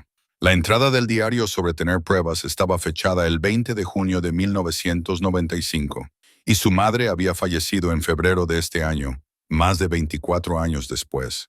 ¿Por qué no había acudido a la policía estatal? ¿Por qué no había utilizado esta grabación? Toby pensó en las páginas arrancadas del diario, en cómo su madre había vivido el resto de su vida aislada y con miedo. Algo había sucedido. Algo le había impedido utilizar las pruebas que había reunido. Necesitaba respuestas, necesitaba saber qué había pasado después de que su madre hiciera esa grabación. A la mañana siguiente, Tob volvió a reunirse con Jack en el mismo lugar, el antiguo molino de grano, el mismo lugar que su madre había descrito en la grabación. Toby le puso la cinta a Jack. Vio cómo el rostro del anciano palidecía, cómo apretaba los puños. «Dios mío», susurró Jack cuando terminó. «Los tenía, de verdad los tenía». «Jack, esta grabación es de junio de 1995. Mamá murió en febrero de este año. ¿Qué pasó entre medias? ¿Por qué no utilizó esto?» Jack se quedó callado durante un largo rato, mirando fijamente el molino de grano. «No lo sé todo, pero sé que en julio de 1995 entraron a robar en la casa de tu madre. Ella me llamó aterrorizada. Dijo que no se habían llevado nada, pero que habían movido cosas. Habían abierto su archivador y revolcado los papeles. Sabía que alguien había estado buscando algo, probablemente la grabación o las fotos, cualquier cosa que pudiera incriminarlos. Unos días más tarde, recibió la visita del propio Sheriff Walsh. Le dijo que había habido quejas sobre su vigilancia, que era ilegal fotografiar a personas sin permiso, y la amenazó con acusarla de acoso. Eso es ridículo. Por supuesto que lo es, pero ella se asustó. Y entonces Jack hizo una pausa, con expresión de dolor. «Entonces te pasó algo». Toby sintió frío. «¿Qué quieres decir?» «Tenías 18 años, acababas de empezar la universidad. Estabas en casa de visita durante el fin de semana. Te pararon por llevar una luz trasera rota cuando volvías a la universidad. El agente dijo que olía a marihuana en tu coche. Lo registró. Encontró una bolsa de pastillas en la guantera». Toby lo recordaba. Estaba aterrorizado, confundido. Nunca había consumido drogas. No tenía ni idea de cómo habían llegado allí las pastillas. El agente lo dejó marchar con una advertencia. Le dijo que por esta vez le daría un respiro. En ese momento Tob pensó que había tenido suerte. «Las colocaron ellos», dijo lentamente. «Colocaron drogas en mi coche para amenazar a mamá». Eso es lo que ella creía. Walsh fue a verla al día siguiente. Le dijo que su hijo había evitado por poco un grave problema, pero que la próxima vez quizá no sería tan comprensivo, y que tenía que pensar en el tipo de atención que estaba atrayendo hacia su familia. Así que ella se detuvo. Enterró las pruebas y se mantuvo callada para protegerme. «Sí», dijo Jack. «Intenté convencerla de que siguiera adelante de todos modos, de que se pusiera en contacto con el FBI para que hicieran algo, pero estaba aterrorizada por ti. Dijo que ya había perdido demasiado. No podía arriesgarse a perder también a su hijo». Toby cerró los ojos, con el dolor y la rabia rugiendo en su pecho. Su madre lo había sacrificado todo por él. La verdad, la justicia, para esos niños desaparecidos, su propia tranquilidad, todo ello dejado de lado para mantenerlo a salvo. «Jack, algunos de estos hombres siguen vivos. Walsh sigue vivo. No podemos permitir que se salga con la suya». «Estoy de acuerdo, pero tienes que ser inteligente. Si acudes a la policía local, no llegarás a ninguna parte. Siguen conectados, siguen protegiéndose entre ellos. Entonces, ¿a quién? A la policía estatal, quizás al FBI, a alguien con jurisdicción y sin vínculos locales». Jack sacó su teléfono. «Tengo un contacto.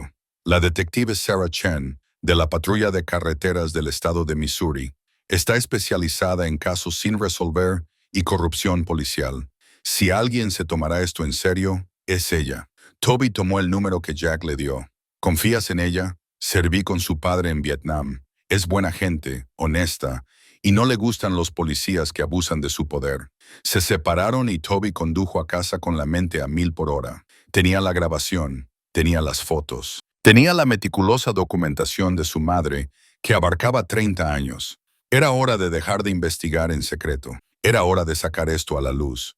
Pero primero, tenía que asegurarse de que Emma estuviera a salvo. Esa noche, la sentó a la mesa de la cocina. Emma, tengo que hablar contigo sobre algo serio.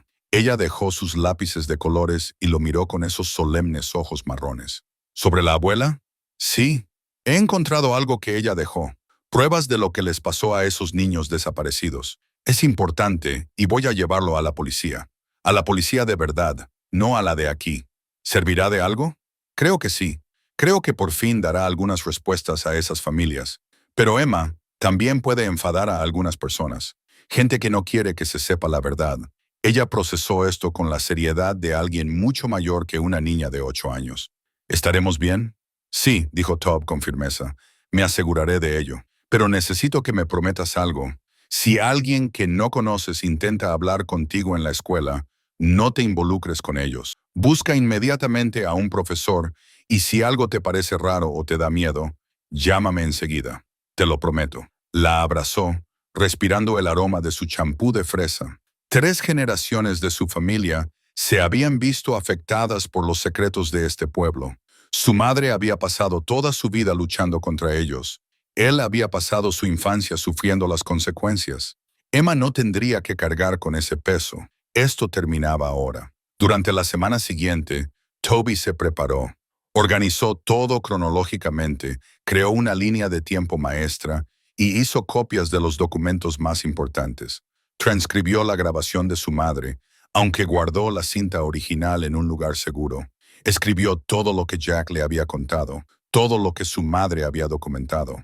Las pruebas eran condenatorias. Aunque no fueran suficientes para presentar cargos penales, había pasado demasiado tiempo, habían muerto demasiados implicados, pero bastaban para sacar a la luz lo que había ocurrido. Bastaban para dar cierre a las familias. Bastaban para limpiar el nombre de su madre. Un martes por la mañana, Toby llamó a la detective Chen y le explicó la situación a grandes rasgos. Al principio se mostró escéptica, como era de esperar, pero cuando mencionó la grabación y el patrón de desapariciones, su tono cambió. «Puedo reunirme con usted este jueves», dijo. «Traiga todo lo que tenga, y señor Carna, si lo que me está contando es cierto, esto se va a complicar. ¿Está preparado para ello?» «Yo sí», dijo Toby. Colgó y miró a su alrededor en la granja. El lugar tenía ahora mejor aspecto. Había arreglado el porche, sustituido las ventanas rotas y limpiado años de abandono en todas las habitaciones. Emma tenía su propia habitación, el ático, transformado de un depósito de secretos en un espacio luminoso con pintura nueva y cortinas que ella misma había elegido. La carga de su madre estaba llegando a su fin. El peso que había llevado durante 40 años estaba a punto de desaparecer. Toby solo esperaba ser lo suficientemente fuerte como para llevarlo el resto del camino. La noche antes de su reunión con la detective Chen, Toby no pudo dormir. No dejaba de pensar en lo que Jack había dicho sobre la prueba que había encontrado su madre. Descubrió la grabación, las fotos, la documentación, pero algo le inquietaba. La entrada del diario de su madre había sido tan categórica. «Por fin tengo pruebas. No estoy reuniendo pruebas, o creo que tengo pruebas. Definitiva, categórica, definitiva». Había algo más, algo que aún no había encontrado. A las 2 de la madrugada, Toby renunció a dormir y volvió al ático. Ya había revisado todas las bolsas varias veces, pero esta vez lo hizo de otra manera. En lugar de buscar pruebas evidentes, buscó cualquier cosa inusual, cualquier cosa que pareciera fuera de lugar. La mayoría de las bolsas estaban ordenadas cronológicamente, por año y mes, pero había algunas que no seguían ese patrón. Bolsas personales etiquetadas solo con la palabra personal o privado o antes. Antes. Había visto esa, pero no le había prestado mucha atención. ¿Antes de qué? Toby encontró la bolsa escondida en un rincón, detrás de varias otras. Era diferente al resto. Estaba hecha de lona más gruesa en lugar de plástico, y atada con un cordón de cuero en lugar de una cuerda. Le temblaban las manos mientras la desataba. Dentro había documentos que nunca había visto antes. Documentos oficiales, un certificado de nacimiento de una niña nacida en 1972. El nombre de la madre era Helen Elizabeth Kern. El nombre del padre figuraba como desconocido. El nombre de la niña era Lillian Kern. Toby se quedó mirando el certificado, con la mente negándose a procesar lo que estaba viendo. Su madre había dado a luz en 1972, pero él había nacido en 1976. Eso significaba que tenía una hermana, o había tenido una. Rebuscó más en la bolsa y sacó más documentos. Una denuncia de persona desaparecida presentada en julio de 1976. Lillian Kern, de 4 años, desapareció del jardín delantero de la casa familiar en Maple Street. Fue vista por última vez jugando cerca del porche. La madre entró en casa menos de 5 minutos. La niña desapareció. A Tob se le hizo un nudo en la garganta. Encontró más papeles, informes policiales, registros de búsqueda, recortes de periódico. La cobertura era diferente a la de otros casos que su madre había documentado. Más personal, más detallada, porque no se trataba de la hija de un desconocido. Era su hija. Los artículos describían los esfuerzos de búsqueda. Voluntarios peinaron el bosque durante días. Se trajeron perros rastreadores. El propio sheriff Frank Dawson dirigió la investigación, asegurando al público que se estaba haciendo todo lo posible. Pero Helen Kern había contado una historia diferente. Toby encontró su relato escrito a mano, fechado en agosto de 1976, 2 meses después de la desaparición de Lily. Yo lo vi, sé que lo vi, al hombre que se llevó a Lily. Estaba en nuestro jardín esa tarde. Ahora lo recuerdo. Un hombre alto, de pelo oscuro, de pie junto a la valla. Pensé que era un vecino. En ese momento no le di importancia. Pero cuando volví a salir y Lily había desaparecido, él también había desaparecido. Se lo conté al sheriff Dawson. Le describí. Encajaba con la descripción de Robert Walsh. Walsh entonces solo era ayudante del sheriff, pero yo lo conocía.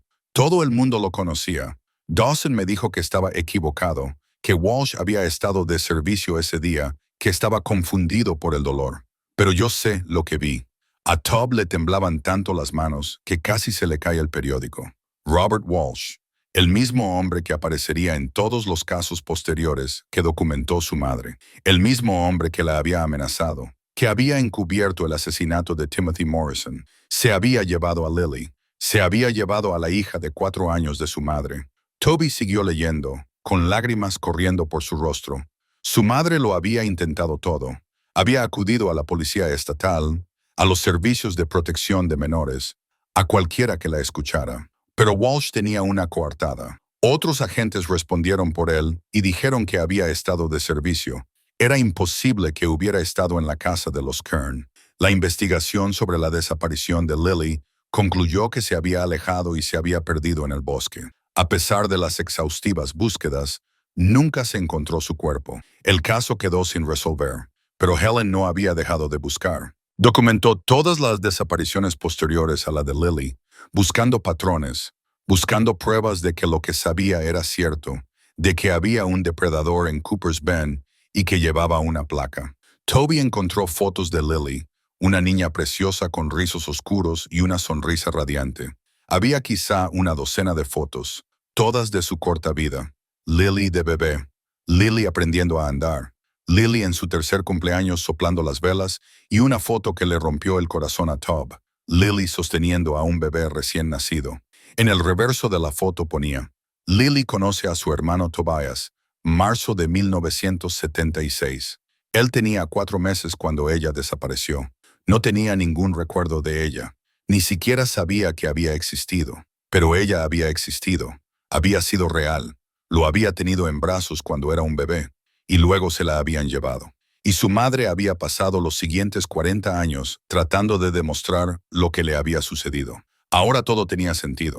La obsesión con los casos de personas desaparecidas, la cuidadosa documentación, la negativa a rendirse, incluso cuando todo el pueblo se volvió en su contra. No se trataba de justicia abstracta o deber cívico. Se trataba de una madre que había perdido a su hijo y no podía descansar hasta encontrar la verdad. Tob se sentó en el ático, rodeado del trabajo de toda la vida de su madre, y lloró. Por Lily, la hermana que nunca había conocido. Por su madre, que había vivido con ese dolor todos los días. Por él mismo, que había crecido pensando que su madre era fría y distante, cuando en realidad solo estaba destrozada. Cuando finalmente se calmó, siguió buscando en la bolsa, y en el fondo encontró un sobre marcado para Tobías. Solo abrir si me pasa algo. El último mensaje de su madre. Dentro había una carta escrita con su cuidadosa letra. El papel estaba fechado solo 3 semanas antes de su fatal ataque al corazón. Mi querido Tobías, si estás leyendo esto, es que ya no estoy. Espero haber tenido la oportunidad de contártelo todo en persona. Pero si no fue así, necesito que entiendas por qué viví como lo hice. Por qué fui la madre que fui. Tu hermana Lily me fue arrebatada en julio de 1976. Tú eras solo un bebé. Vi al hombre que se la llevó, pero no pude probarlo. Desde entonces, he pasado cada día tratando de construir un caso, tratando de reunir pruebas suficientes para que alguien finalmente me creyera. He documentado 12 casos de personas desaparecidas porque creo que todos están relacionados con el mismo hombre, Robert Walsh, que ha sido protegido por el sistema al que sirve. Tengo pruebas grabadas de Walsh y Thomas Garrett trasladando el cuerpo de Timothy Morrison en 1995. Tengo fotografías de estos hombres cerca de las víctimas justo antes de que desaparecieran. Tengo testimonios que nunca se registraron oficialmente, declaraciones que fueron suprimidas. Todo está en el ático, organizado cronológicamente, pero también tengo algo más concreto, algo que descubrí el mes pasado. En 1978, 2 años después de la desaparición de Lily, alguien informó del hallazgo de huesos de niños en el bosque cerca de la antigua cantera. Los huesos fueron recogidos por la oficina del sheriff, pero nunca se registraron oficialmente como pruebas. El informe fue enterrado.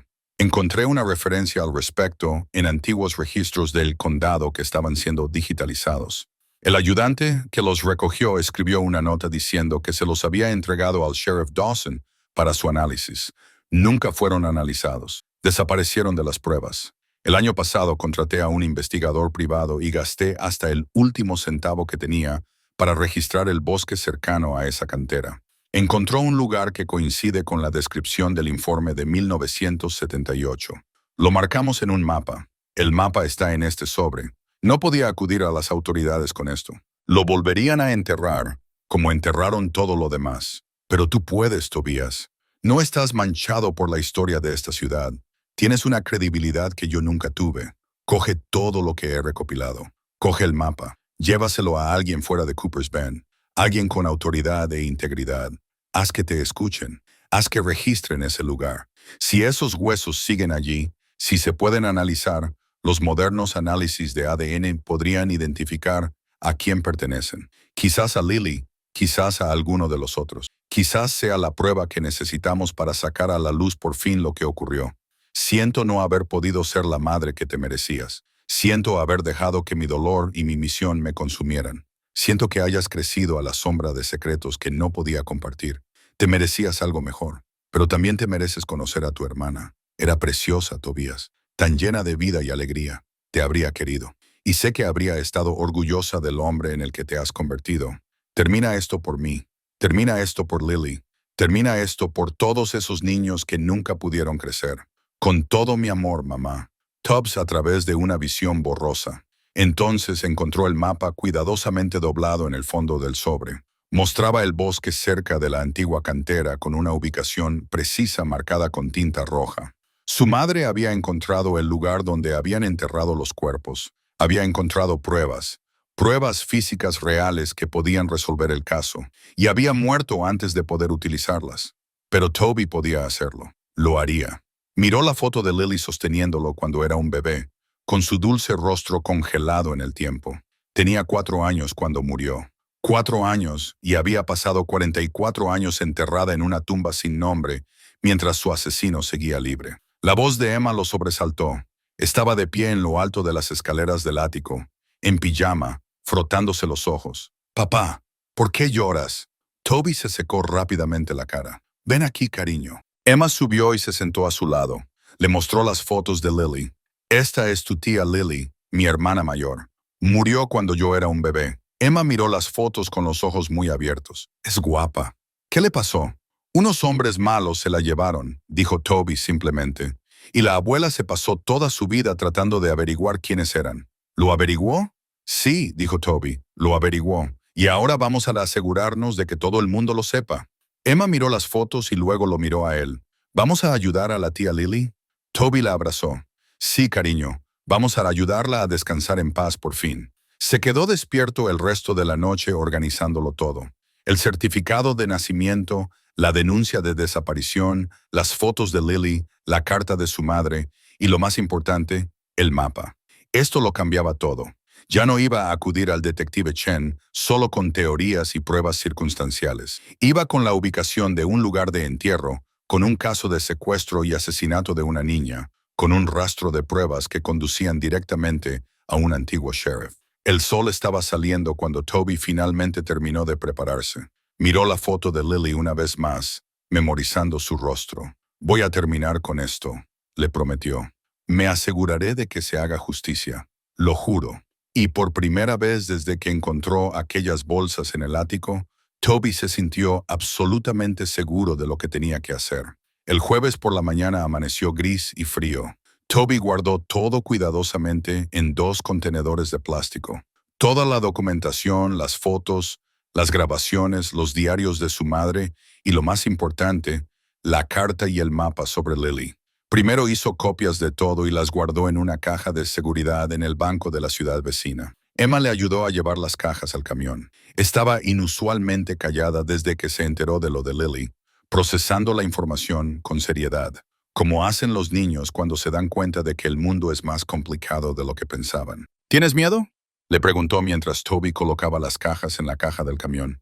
Un poco, admitió. Pero estoy más decidido que asustado. La abuela fue valiente. Sí, era la persona más valiente que he conocido. Condujeron hasta la casa de la señora Chen, la vecina que había accedido a cuidar de Emma durante el día. Toby se arrodilló a la altura de Emma antes de que ella entrara. Debería volver esta noche. Si por alguna razón no lo hago, la señora Chen tiene el número de la detective Sarah Chen. Llámala, ¿vale? Dile quién eres y que necesitas hablar con ella. De acuerdo, dijo Emma. Luego le echó los brazos al cuello. Ten cuidado, papá. Lo tendré. Te quiero, pequeña. Yo también te quiero. El trayecto hasta la comisaría de la policía estatal duró 3 horas. Toby dedicó ese tiempo a ensayar lo que diría y cómo presentaría las pruebas. Tenía que ser claro, organizado y convincente. A su madre la habían desestimado demasiadas veces porque la gente pensaba que era emocional o inestable. Toby no les daría esa excusa. La detective Sarah Chen lo esperaba en una pequeña sala de conferencias. Tenía unos 40 años, ojos penetrantes y un comportamiento sensato que inmediatamente tranquilizó a Tob. No era alguien que lo ignoraría o lo trataría con condescendencia. Señor Kerna, dijo, estrechándole la mano con firmeza. Gracias por venir. Tengo que admitir que su llamada me intrigó. Casos de personas desaparecidas que se remontan a los años 60. ¿Y usted cree que las fuerzas del orden locales estuvieron involucradas en un encubrimiento? No solo un encubrimiento, dijo Tob. Creo que estuvieron directamente involucrados en las desapariciones. Y tengo pruebas. Abrió la primera caja y comenzó a sacar la documentación. Al principio, la expresión de la detective Chen se mantuvo neutral, con escepticismo profesional, mientras examinaba los recortes de periódico y las fotos. Pero a medida que Tob le iba mostrando la cronología, los patrones, las conexiones, los mismos nombres que aparecían en un caso tras otro, vio cómo su interés se agudizaba. ¿Su madre documentó todo esto ella misma?, preguntó Chen. Sí, pasó 40 años construyendo este caso. Nadie la escuchaba. ¿Por qué?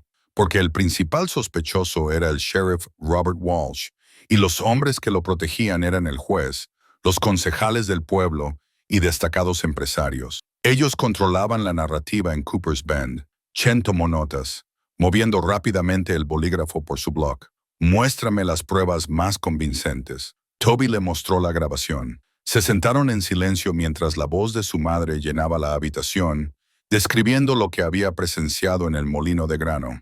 Chen apretó la mandíbula cuando Helen describió a Timothy Morrison en el coche de Walsh, inconsciente o muerto. Esta grabación es de 1995, dijo Chen cuando terminó. Hace 29 años. ¿Por qué no la utilizó tu madre? La amenazaron. Entraron en su casa, pusieron drogas en mi coche y amenazaron con arrestarme si ella no se retiraba. Toby le explicó todo lo que Jack le había contado, todo lo que su madre había escrito en sus diarios. Chen escuchó sin interrumpir, tomando notas. Cuando Toby terminó, se recostó en su silla. Esto es convincente, dijo, pero también es antiguo. La mayoría de los implicados han fallecido. Walsh está jubilado y tiene más de 80 años. Incluso si pudiéramos demostrar la actividad delictiva, la mayoría de los casos han prescrito.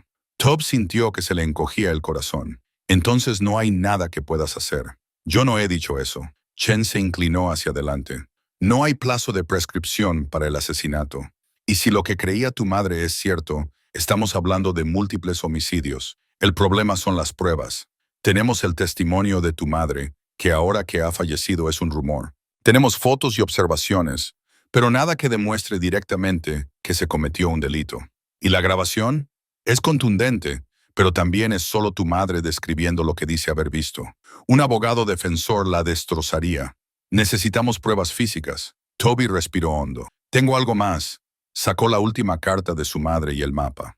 Observó cómo cambiaba la expresión de Chen mientras leía la carta.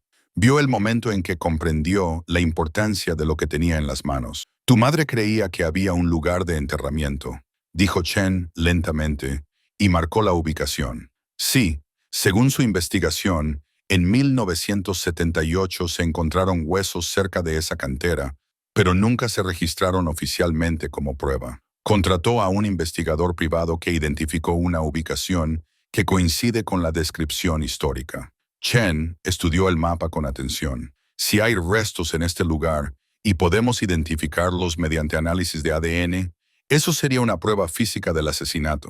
Eso lo cambiaría todo. ¿Puede registrarlo? ¿Puede enviar un equipo allí? No sin una causa probable. Necesitaría una orden judicial y para obtenerla tendría que convencer a un juez de que hay una expectativa razonable de encontrar pruebas de un delito. Golpeó la carta con el dedo. Esto podría ser suficiente.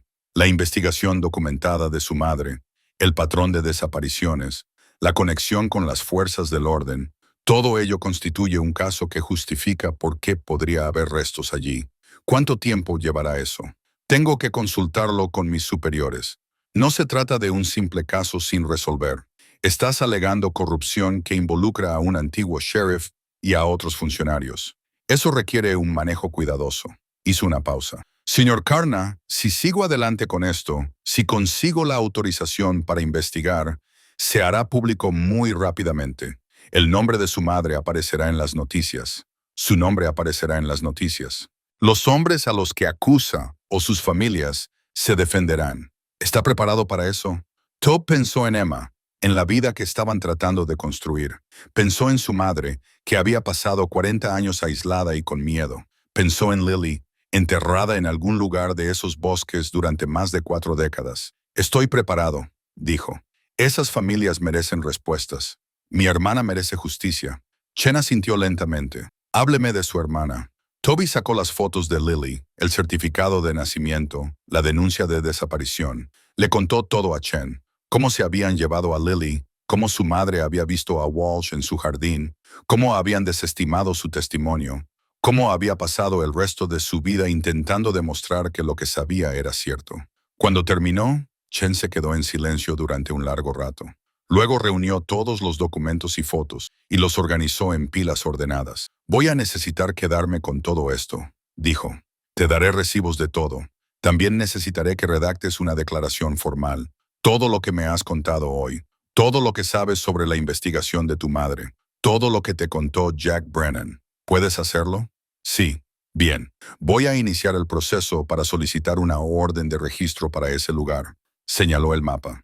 También voy a solicitar los antiguos expedientes de Cooper's Bend de las 12 desapariciones. Si se ha ocultado alguna prueba, la encontraremos. ¿Qué debo hacer? Vete a casa. Cuida de tu hija. No hables con nadie sobre esta investigación, ni con amigos, ni con vecinos, con nadie. Si los periodistas se ponen en contacto contigo, remítelos a mí. Le entregó su tarjeta.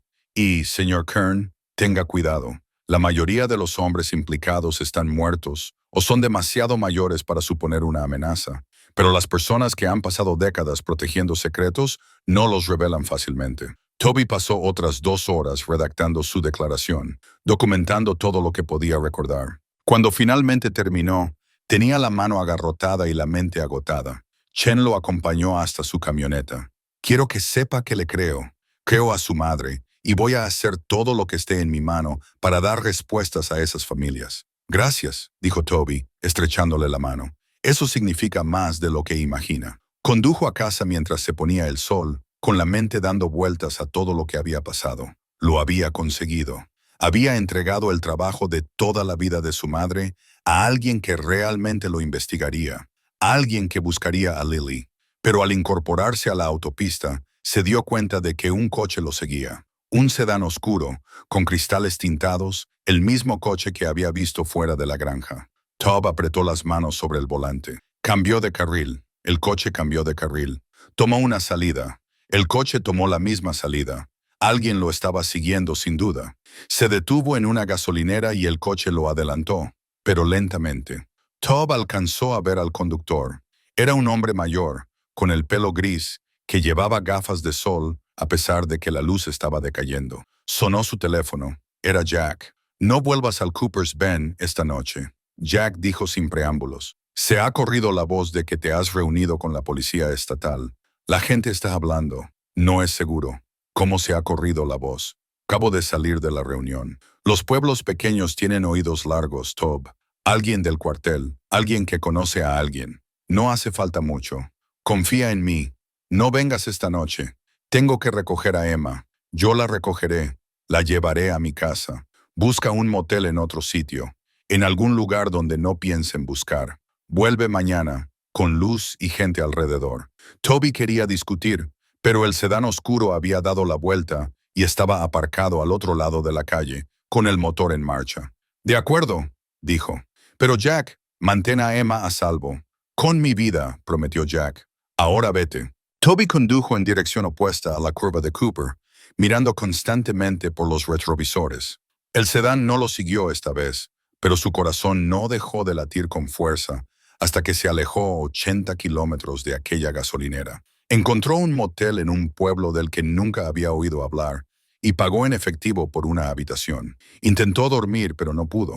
Su mente seguía volviendo a un mismo pensamiento. Había iniciado algo que ya no podía detenerse. La verdad iba a salir a la luz y alguien estaba muy descontento por ello. A la mañana siguiente, el teléfono de Tob sonó a las 7. Era la detective Chen. Tengo buenas noticias, dijo. He conseguido la orden judicial. Hoy registraremos ese lugar. Tengo un equipo forense y un equipo de radar de penetración en el suelo que se dirigen allí ahora mismo. Tob contuvo el aliento. Están buscando a Lily y cualquier otro resto que pueda haber allí. Les llamaré cuando encontremos algo. ¿Cuándo? No sí, sino cuándo. Toby cerró los ojos y pensó en su madre después de 40 años, en que su hija por fin podría volver a casa y en que los hombres que se la habían llevado estaban a punto de enfrentarse a la justicia. La llamada llegó a las 3:00 de la tarde. Toby había pasado el día en la habitación del motel, paseándose, viendo las noticias, sobresaltándose cada vez que sonaba su teléfono. Jack le había enviado un mensaje esa mañana confirmando que Emma estaba sana y salva, feliz, haciendo tortitas en su casa y jugando con su viejo perro. Saber eso era lo único que impedía a Toby perder la cabeza. Cuando el nombre del detective Chen apareció finalmente en su pantalla, a Toby le temblaban tanto las manos que casi se le cae el teléfono. Hemos encontrado algo, dijo Chen sin preámbulo. Varios restos mortales. Vamos a traer al equipo forense, al completo y al FBI. Toby se sentó con fuerza en el borde de la cama. ¿Cuántos? Al menos 4 lugares de enterramiento distintos hasta ahora. El radar de penetración en el suelo muestra más posibles ubicaciones. Señor Carna, esto es más grande de lo que pensábamos. Su madre tenía razón en todo. ¿Puede identificarlos? ¿Los restos?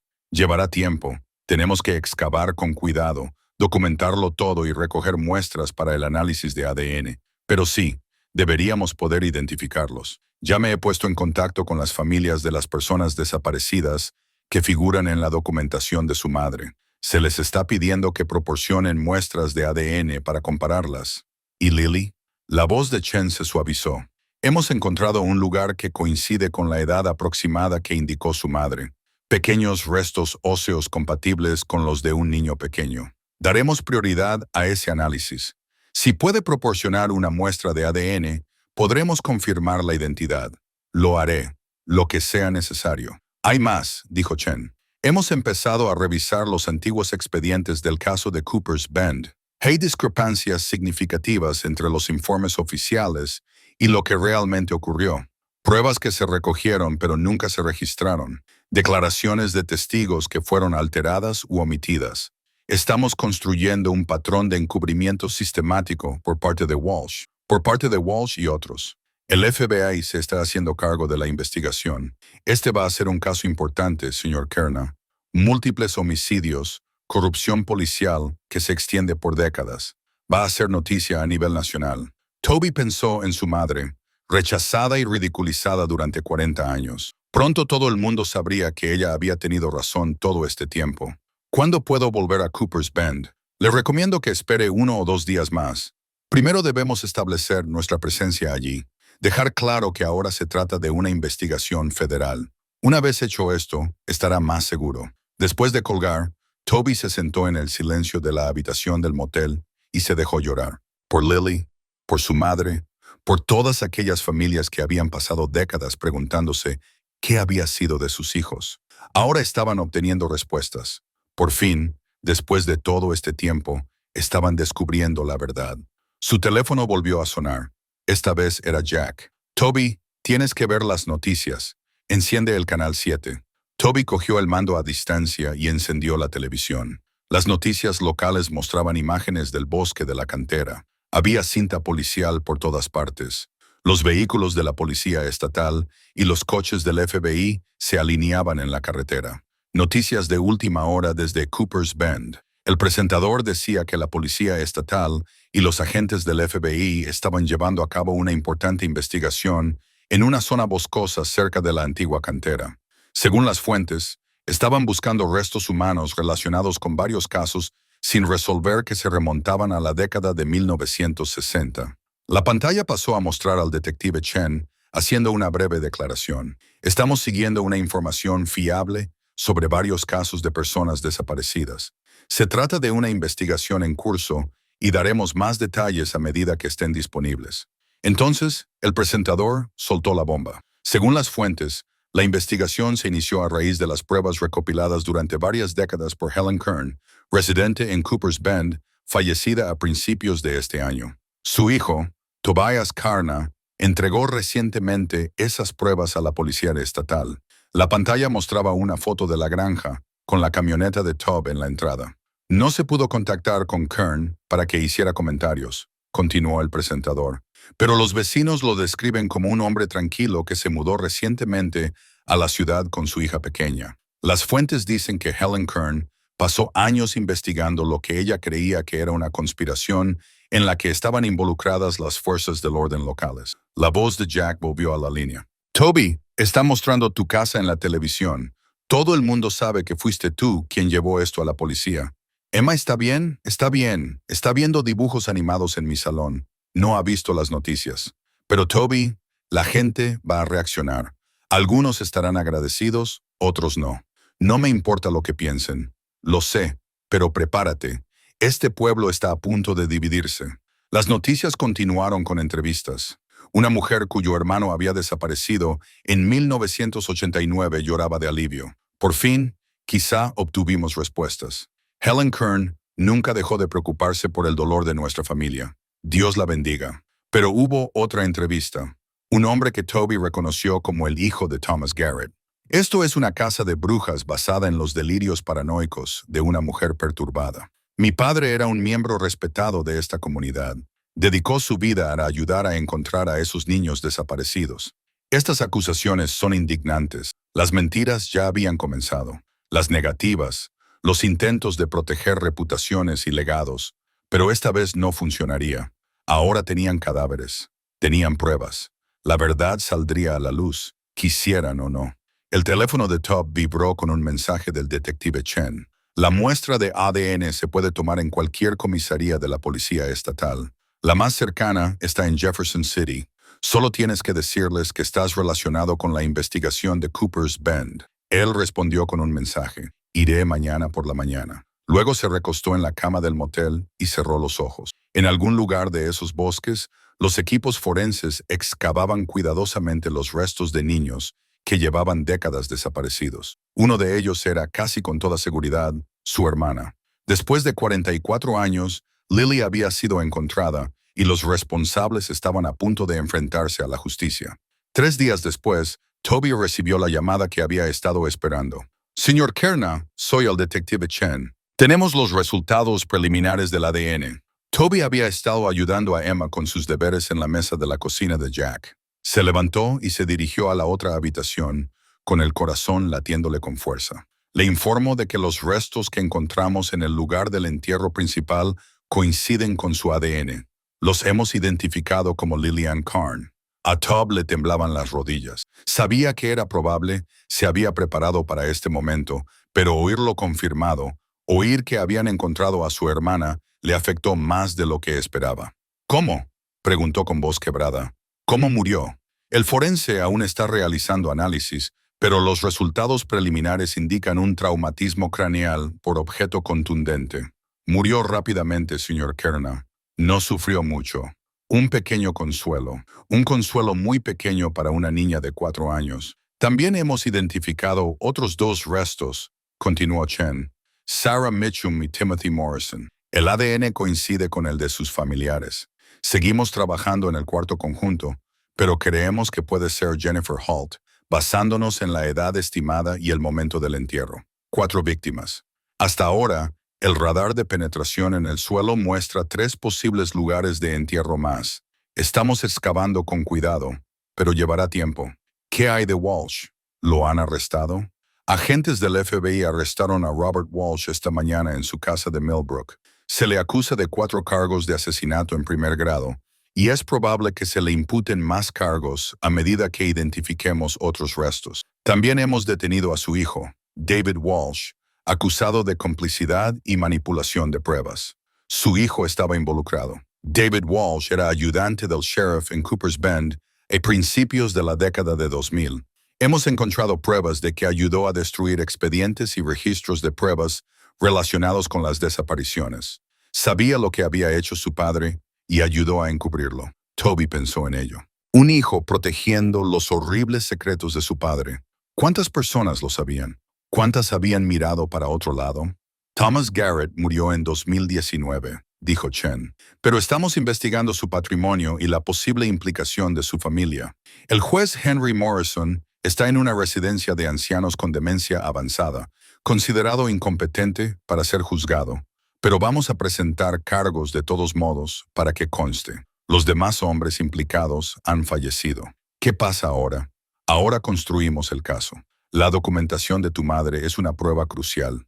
Las grabaciones, las fotos, sus diarios, establecen el patrón y muestran una supresión sistemática de pruebas. Ahora tenemos pruebas físicas, pero el trabajo de tu madre es lo que lo une todo. Nunca se rindió, dijo Toby en voz baja. 40 años y nunca se rindió. Era una mujer extraordinaria. Lo que hizo mantener esa investigación sola, sin recursos, sin apoyo, con todo el mundo diciéndole que estaba equivocada, requiere una fuerza y una determinación increíbles. Después de terminar la llamada, Toby se quedó un buen rato en el pasillo de Jack, procesando todo. Luego volvió a la cocina, donde Emma lo esperaba. ¿Era sobre la tía Lily?, preguntó ella. Sí, la encontraron, cariño. Confirmaron que es ella. Los ojos de Emma se llenaron de lágrimas. ¿Podemos traerla a casa?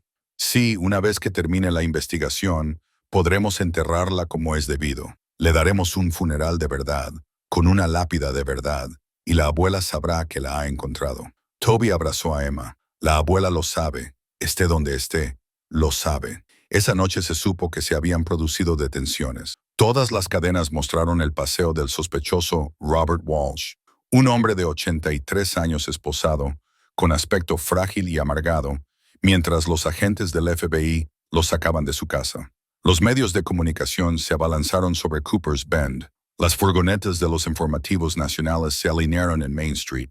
Los periodistas entrevistaron a los residentes, cuyas reacciones iban desde la conmoción hasta la negación, pasando por un silencioso alivio. Algunas personas defendieron a Walsh y lo calificaron de caza de brujas, pero muchos más, muchísimos más, Hablaron de que siempre habían sabido que algo no estaba bien, de la extraña forma en que se habían manejado los casos, de la cultura del silencio que había imperado en la ciudad durante décadas. El nombre de Helen Kearna estaba en todas partes. La mujer que había sido tachada de paranoica e inestable ahora era considerada una heroína. Su documentación fue descrita como meticulosa, valiente y esencial para resolver el caso. Todd concedió una entrevista breve y cuidadosamente redactada. Habló de la dedicación de su madre a la verdad, de Lily, de las otras familias que por fin habían conseguido cerrar el caso. No expresó ira ni pidió venganza. Simplemente expuso los hechos y pidió que la gente recordara a las víctimas, no solo los crímenes. A la semana siguiente, el detective Chen volvió a llamar. Hemos identificado el cuarto conjunto de restos, Jennifer Hall, como sospechábamos, y hemos encontrado 3 lugares de enterramiento más, 7 víctimas en total, todas ellas coincidentes con los nombres de la documentación de su madre. 7 niños, 7 jóvenes, cuyas vidas habían sido robadas por un depredador que se había escondido detrás de una placa durante décadas. Pero ya no estaban olvidados. Helen Kearna se había asegurado de ello, y ahora, por fin, volvían a casa. Al día siguiente, Toby se situó ante la tumba de su madre, con Emma a su lado. Había traído flores, lirios blancos, para la hija que ella nunca había dejado de buscar. «Lo conseguiste, mamá», dijo en voz baja. «La encontraste. Los encontraste a todos. Tenías razón, y ahora todo el mundo lo sabe». El viento susurraba entre los árboles del cementerio, y por un momento, Toby sintió algo parecido a la paz.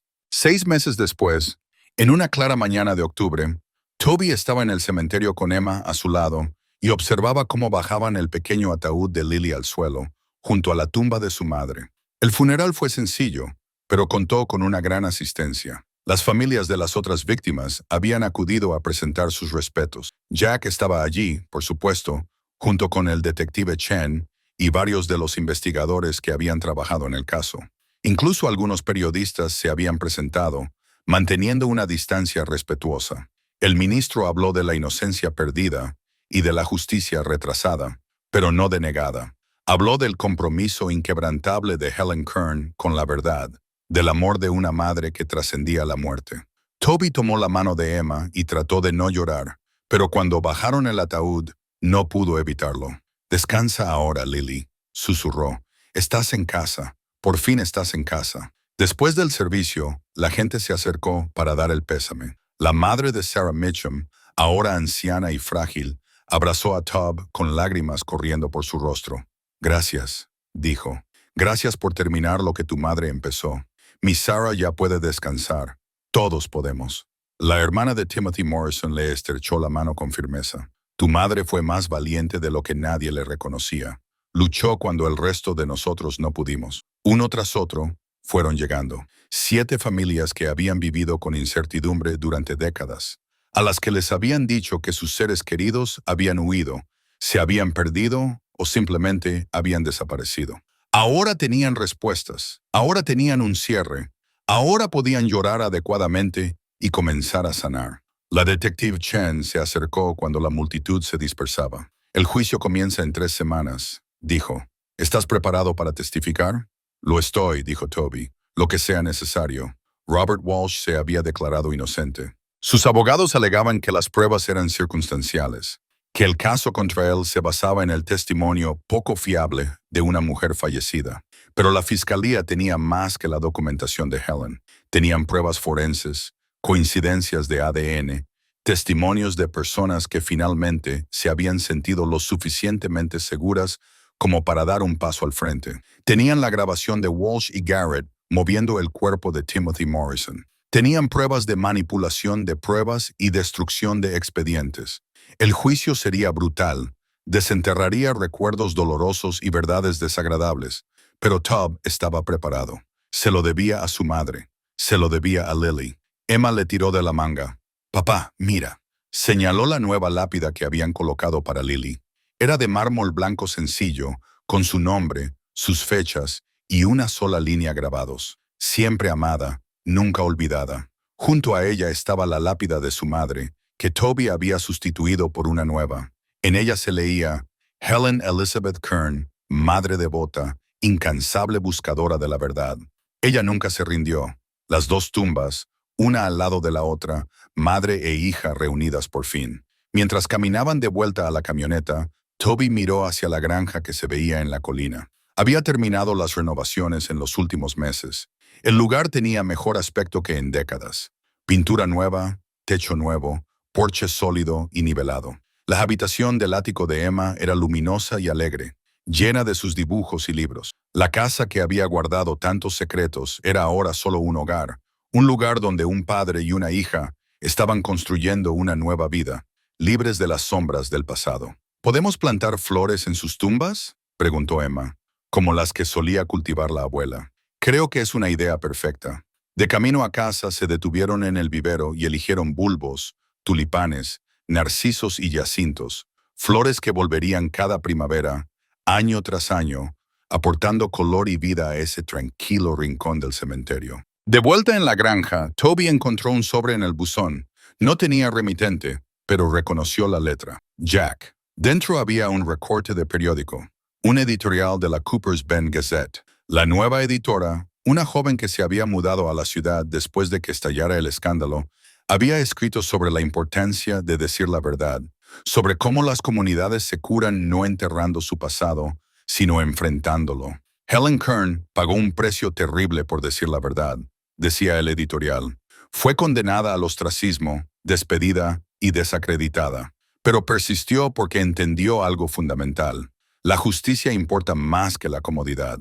La verdad importa más que la reputación. Y las víctimas, los niños que fueron secuestrados, las familias que sufrieron, ellos importaban más que nada. El editorial concluía: le fallamos a Helen Kern, le fallamos a su hija Lily, le fallamos a todas las víctimas, pero podemos honrar su memoria asegurándonos de que nada como esto vuelva a suceder jamás. Escuchando cuando la gente dice verdades incómodas, investigando a fondo incluso cuando implica a personas poderosas. Nunca, jamás, eligiendo el silencio por encima de la justicia. Toby pegó el artículo en la nevera, junto a los dibujos y los trabajos escolares de Emma. Esa noche, él y Emma se sentaron a la vieja mesa de la cocina, la misma mesa en la que su madre se había sentado sola durante tantos años. Hicieron juntos los deberes de Emma, en un ambiente normal, doméstico y tranquilo. «Papá», dijo Emma, levantando la vista de su hoja de matemáticas, «¿crees que la abuela estaría orgullosa de nosotros?» Toby pensó en su madre, en sus 40 años de investigación en solitario, en el ático lleno de pruebas cuidadosamente documentadas, en su última carta en la que le pedía que terminara lo que ella había empezado. «Sí, cariño, creo que lo estaría, y la tía Lily también». Emma sonrió y volvió a sus deberes, y Toby se quedó allí sentado mirándola, pensando en la familia y el legado, y en el peso de los secretos que por fin se había levantado. Fuera, el sol de Missouri se ponía sobre los campos, pintando el cielo de tonos dorados y ámbar. La granja, que antes era un depósito de oscuridad y verdades ocultas, se llenó de los sencillos sonidos de la vida. El lápiz de una niña rayando el papel, el zumbido del frigorífico, el tic-tac del viejo reloj de la pared. Toby miró las fotos sobre la repisa de la chimenea. Su madre y Lily, ahora juntas en la muerte como deberían haber estado en vida. Y junto a ellas, una nueva foto. Toby y Emma sonriendo frente a la granja renovada. 3 generaciones de Carnes. Una perdida por la violencia, otra que pasó su vida luchando por la justicia, y otra que creció a la luz de la verdad finalmente revelada. El pasado no se podía cambiar. Los años robados no podían recuperarse, pero podían honrarse, podían recordarse, y la verdad que su madre había muerto protegiendo, la verdad que le había costado todo, esa verdad perduraría. En el ático, encima de ellos, el espacio estaba ahora vacío, excepto por los muebles y los juguetes de Emma. Todas las bolsas, toda la documentación, todas las pruebas habían sido entregadas a las autoridades o archivadas para el juicio. Los secretos habían desaparecido. Solo quedaba la luz. Y eso, pensó Toby mientras ayudaba a Emma con las fracciones, era exactamente como debía ser. Su madre había llevado su carga sola durante 40 años, pero también había dejado un mapa, una misión y un hijo que se negaba a dejar que su lucha fuera en vano. La conspiración había sido descubierta. Se había encontrado a las víctimas. Los culpables se enfrentaban a la justicia. Y en algún lugar, a Tob le gustaba creer que Helen y Lily Kern por fin estaban juntas en paz.